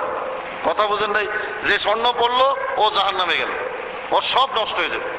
স্বর্ণ, এগুলা রূপা, এটা মেয়েদের জন্য আল্লাহ হালাল করছে, পুরুষের জন্য আল্লাহ হারাম করে দিয়েছে। তারপরে এমন পোশাক পরবেন না যেই পোশাকগুলা পরলে শরীরের ভাঁজ বোঝা যায়, শরীরের হাত পাও, মানে কিছু কিছু পোশাক বাইরেছে না এখন, এগুলা পরা আর ল্যাংটা থাকা একই কথা, দেখছেন তো? এই ধরনের পোশাক অনেক বাইরে আছে, দেখবেন বাসার ভিতরে হাফ প্যান্ট পরে, বুইরা দাদা হয়ে গেছে এখনো হাফ প্যান্ট পরে, পাড়ার ঘরের পাড়ায় অসহ্য গোষ্ঠী পাড়া, বুড়ো হয়ে গেছে এখনো হাফ প্যান্ট পরে, লজ্জা শরম বলতে নাই, হাফ প্যান্ট পরে মায়ের সামনে বাপের সামনে ঘুরে। কেসা বেহায়ার বেহায়া আল্লাহ বানাইছে, বল চিন্তা করে দেয়। পোলা বুড়া হয়ে গেছে এখনো হাফ প্যান্ট পরে, বালেক হওয়ার পরে কি হাফ প্যান্ট পরার কোনো সুযোগ আছে? এটি শুয়োর, এটির মাথার মধ্যে আল্লাহ কুত্তা পেশা করছে এটির মাথা, আমি কই যেটি এই বুড়া হওয়ার পরও হাফ প্যান্ট পরে। আমার মাঝে মধ্যে দেখলে জুতাটা পিড়াইতে মন চায়, যে বড় হয়ে গেছে, বুড়া হয়ে গেছে, ছেলের সামনে, বউয়ের সামনে, মায়ের সামনে, বাবার সামনে হাফ প্যান্ট পরে ঘুরে। এই শুয়োরের শুয়োর, আল্লাহ এটির মাথার মধ্যে কোনো আক্কেল দেয়নি। এটির মানুষ না মানে পশু বানানো দরকার আছে। এই ধরনের কিছু মানুষ আছে, আল্লাহ মাফ করুক, আপনারা এগুলো কোনোদিনও করবেন না। আর আপনাদের কেউ করলে নিষেধ করবেন যে আল্লাহ এই পোশাক পরা হারাম করে দিছে, তুমি মুসলিম হয়ে এই হারাম পোশাক পরতে পারো না। আর এদেরকে কথা বলতে আপনারা ডরায়েন না, বলে ভয় লাগে, ও যে জোয়ান তাগড়া পোলা, ওরে যদি আমার হাফ প্যান্ট পরতে মানা করি, ওদের আমার ধমক লাগায়, কখনো এটি ভয় করবেন না। এদের ভিতরের আত্মা হলো পশুর আত্মা। এটা কুত্তা যত শক্তিশালী হোক, কায়দা মতো একটা ধমক দিলে দেখবেন দিছে দৌড়, ঠিক কিনা? ঠিক যারা নাফরমানি করে, গুনার কাজ করে, এদেরকে যদি খালি শক্ত হয়ে একটা ধমক দিতে পারবেন, ও দেখবেন খারাপ ব্রেক হয়ে গেছে, ও চলার কোনো কায়দা নেই। এদেরকে আল্লাহ প্রাকৃতিকভাবে, সৃষ্টিগতভাবে আল্লাহ এদেরকে দুর্বল বানায়, যদিও বাহ্যিকভাবে এদেরকে অনেক শক্তিশালী মনে হয়। দেখেন নাই আমেরিকা সারা দুনিয়ার মধ্যে বাহাদুরি করতেছে, এরা খুব শক্তিশালী, অথচ উসামা বিন লাদেন একটা মাত্র মানুষ, এটার ভয়ে মাঝে মধ্যে ওরা খেতার তলে, খাটের তলে লুকায়। ওই যে বুশে বলে 54,000 ফিট উপরে গিয়া সে আশ্রয় নিছে, যে কোন সময় লাদেন আবার আমার মাথার মধ্যে বোম মারে, দেখছেন নাকি? আর ওই বেড়া কিন্তু আফগানিস্তানে কোন গুহার মধ্যে পলায় রয়েছে আল্লাহ জানে। কিন্তু ওরা আমেরিকার এত বিরাট মসনদে থাকার বড় রাত্রে ঘুমায় না ভয়ে যে লাদেনে আবার কোন দিক দিয়ে লাথি মারে, ঠিক নাই তো? এই যে ভয়, এই ভয়টা কিন্তু আল্লাহ তাদের দিলের মধ্যে ঢুকায়। আর মুসলিমদের কোনো ভয় নাই। আল্লাহ নিজেই কোরআনে বলছে, আল্লাহ তাখাফু ওয়ালা তাহজানু। আল্লাহ বলতেছেন দুনিয়ার মধ্যে তাদের কোনো ভয় নাই, তাদের কোনো পেরেশানি নাই। আল্লাহু আকবার। দেখছেন, আল্লাহ তাদের দিল থেকে ভয় দূর করে দিয়েছে, আল্লাহ পেরেশানি দূর করে দিয়েছে, আল্লাহ তাদের জন্য জান্নাতের সুসংবাদ দিয়ে রাখবে। জোরে বলেন সুবহানাল্লাহ। মেরে ভাইও, আমার কথায় অনেকে মনে কষ্ট পান আর কি, আসলে আমি বরদাস্ত করতে পারি না যে একটা মানুষকে আল্লাহ এত সুন্দর করে বানাইছে। এই যে বিশ্বকাপ খেলা দেখেন, আমাদের দেশের মানুষ, আমি একটা ওই দিন তাইকে জিগাইলাম, ভাই তুমি যে আর্জেন্টিনার লেগে এত পাগল, এটা কোন মহাদেশে কও দেখি? হে এত জানি না। আমি বলি আচ্ছা ভাই, আর্জেন্টিনার আয়তন কত দেশটা? কইতে পারোনি? কয় না জানি না। আমি আচ্ছা ঠিক আছে, ওই দেশের প্রেসিডেন্টের নাম কি কও দেখি? হে ও তো জানি না। আমি তুমি কি লেগে এই দেশটার লেগে এত পাগল ভাই? ওরা একটু খেলে টেলে ভালো, কথা বুঝেন, কিন্তু খেলে টেলে ভালো। এই যে একটা আবেগ আমাদের দেশে, আহারে মানুষে, ইন্নামাল হায়াতুদ দুনিয়া লাইবু ওয়া লাহবুন। আল্লাহ বলতেছে কোরআন শরীফের মধ্যে যে পার্থিব জীবনে তোমরা এই খেলাধুলা, রং তামাশা, এগুলার পিছনে জীবনটারে ধ্বংস করে কবরে আসতেছো। চিন্তা করে দেখছো কার কাছে আসতেছো? কার কাছে আসতেছো চিন্তা করে দেখছো? হ্যাঁ, কোথায় যাইতেছো একবার চিন্তা করে দেখতেছো? একটু চিন্তা করে নাই। রাত্রি মেয়ে ঘুমান যায় না, রাত 12টার সময় এমন চিল্লানি শুরু হয়। কি ঘটনা কি? কয় গোল দিছে। দেখছেন নি কারবার? কয় গোল দিছে। তাহলে বোঝা গেল যে এত রাত্র হয়েছে ঘুমায় নাই, খেলা দেখতেছে মনোযোগ সহকারে। এমন মনোযোগ দিছে, আরে বাবারে বাবা, মনোযোগ সহকারে খেলা দেখতেছে। অথচ আল্লাহ রাব্বুল আলামিন ঠিক যেই টাইমে ওরা খেলা দেখে চিৎকার করতেছে, ওই টাইমে আপনি একটু খেয়াল করে দেখেন, আল্লাহ কিন্তু প্রথম আসমানে আছে। কোথায় আছে? আল্লাহ প্রথম আসমানে আছে। প্রথম আসমানে আল্লাহ আইসা আমাদেরকে ডাকতেছে, আসো আমার কাছে ক্ষমা চাও, আমার কাছে তোমার অসুস্থ হইলে চাও, আমি তোমাকে সুস্থ করে দিব। টাকা পয়সার অসুবিধা, চাকরি নকরির অসুবিধা, বিয়ে শাদীর অসুবিধা, কি অসুবিধা তোমার আমার কাছে বলো, আমি প্রথম আসমানে চলে আইছি তোমার দেওয়ার জন্য। আল্লাহর কসম করে বলতেছে, এই হাদিস বুখারী, মুসলিম সমস্ত সিয়াসিতার কিতাবে আছে।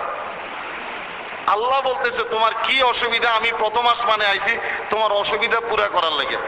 আল্লাহ আইসা দেখতেছে আমরা গোল দিয়ে চিল্লান দিই, আল্লাহ দিব কি আম করে বলেন? আল্লাহ আমাদেরকে কি দিবে বলেন? অনেকেই তো আল্লাহ আল্লাহ মাফ করো, এগুলো হলো আমাদের ইমানের দুর্বলতার কারণ। আমাদের ইমানের দুর্বলতার কারণে আজকে আমাদের মধ্যে এই খারাপ জিনিসগুলা এইভাবে কেড়ে বসছে। খারাপ জিনিসগুলো আমাদেরকে এইভাবে বাতাসের মতো উড়াইতেছে। সারা দেশে যেই পরিমাণ ফ্ল্যাগ লাগাইছে, আমার মনে হয় এই কাপড় দিয়ে দিয়ে যদি গরিব গুনারের পোশাক বানাই দিত, এই দেশে কোনো অভাবী মানুষ থাকতো না। কাপড় চোপড়ের যে অসুবিধা, পোশাকের যে কষ্ট মানুষ করতেছে, এই কাপড় দিয়ে দিয়ে যদি ওই মানুষের পোশাক বানাই দিত, এই দেশে কেউ কোনো পোশাকে কষ্ট পাইতো না। কি লাভ আছে? এক এক ওই কুষ্টিয়ানা ঝিনাইদাতে এক পতাকা বলে বানাইছে 30,000 গজ। কথাটা হচ্ছে 30,000 গজ একটা পতাকা বানাইছে। এই কোন পাগলামি ভাই আপনারা বলেন? কেন এই পাগলামিগুলো আমাদের মাথায় জায়গা পাইল? একমাত্র আমি আর আপনি আল্লাহকে না ভয় করার কারণে, কোরআন সুন্নাহকে না মানার কারণে, আল্লাহকে ভয় না করার কারণে, আল্লাহর রসুলকে সুন্নতকে না মানার কারণে আজকে আমাদের মধ্যে এই সমস্ত পাগলামি গেড়ে বসছে। আমরা তো গজব হইতেই আছি, আগামী প্রজন্মকেও আমরা এই ধ্বংসের দিকে ডাকতেছি। ভাই আফসোস ছাড়া আমাদের এখন আর কিছুই করার নাই।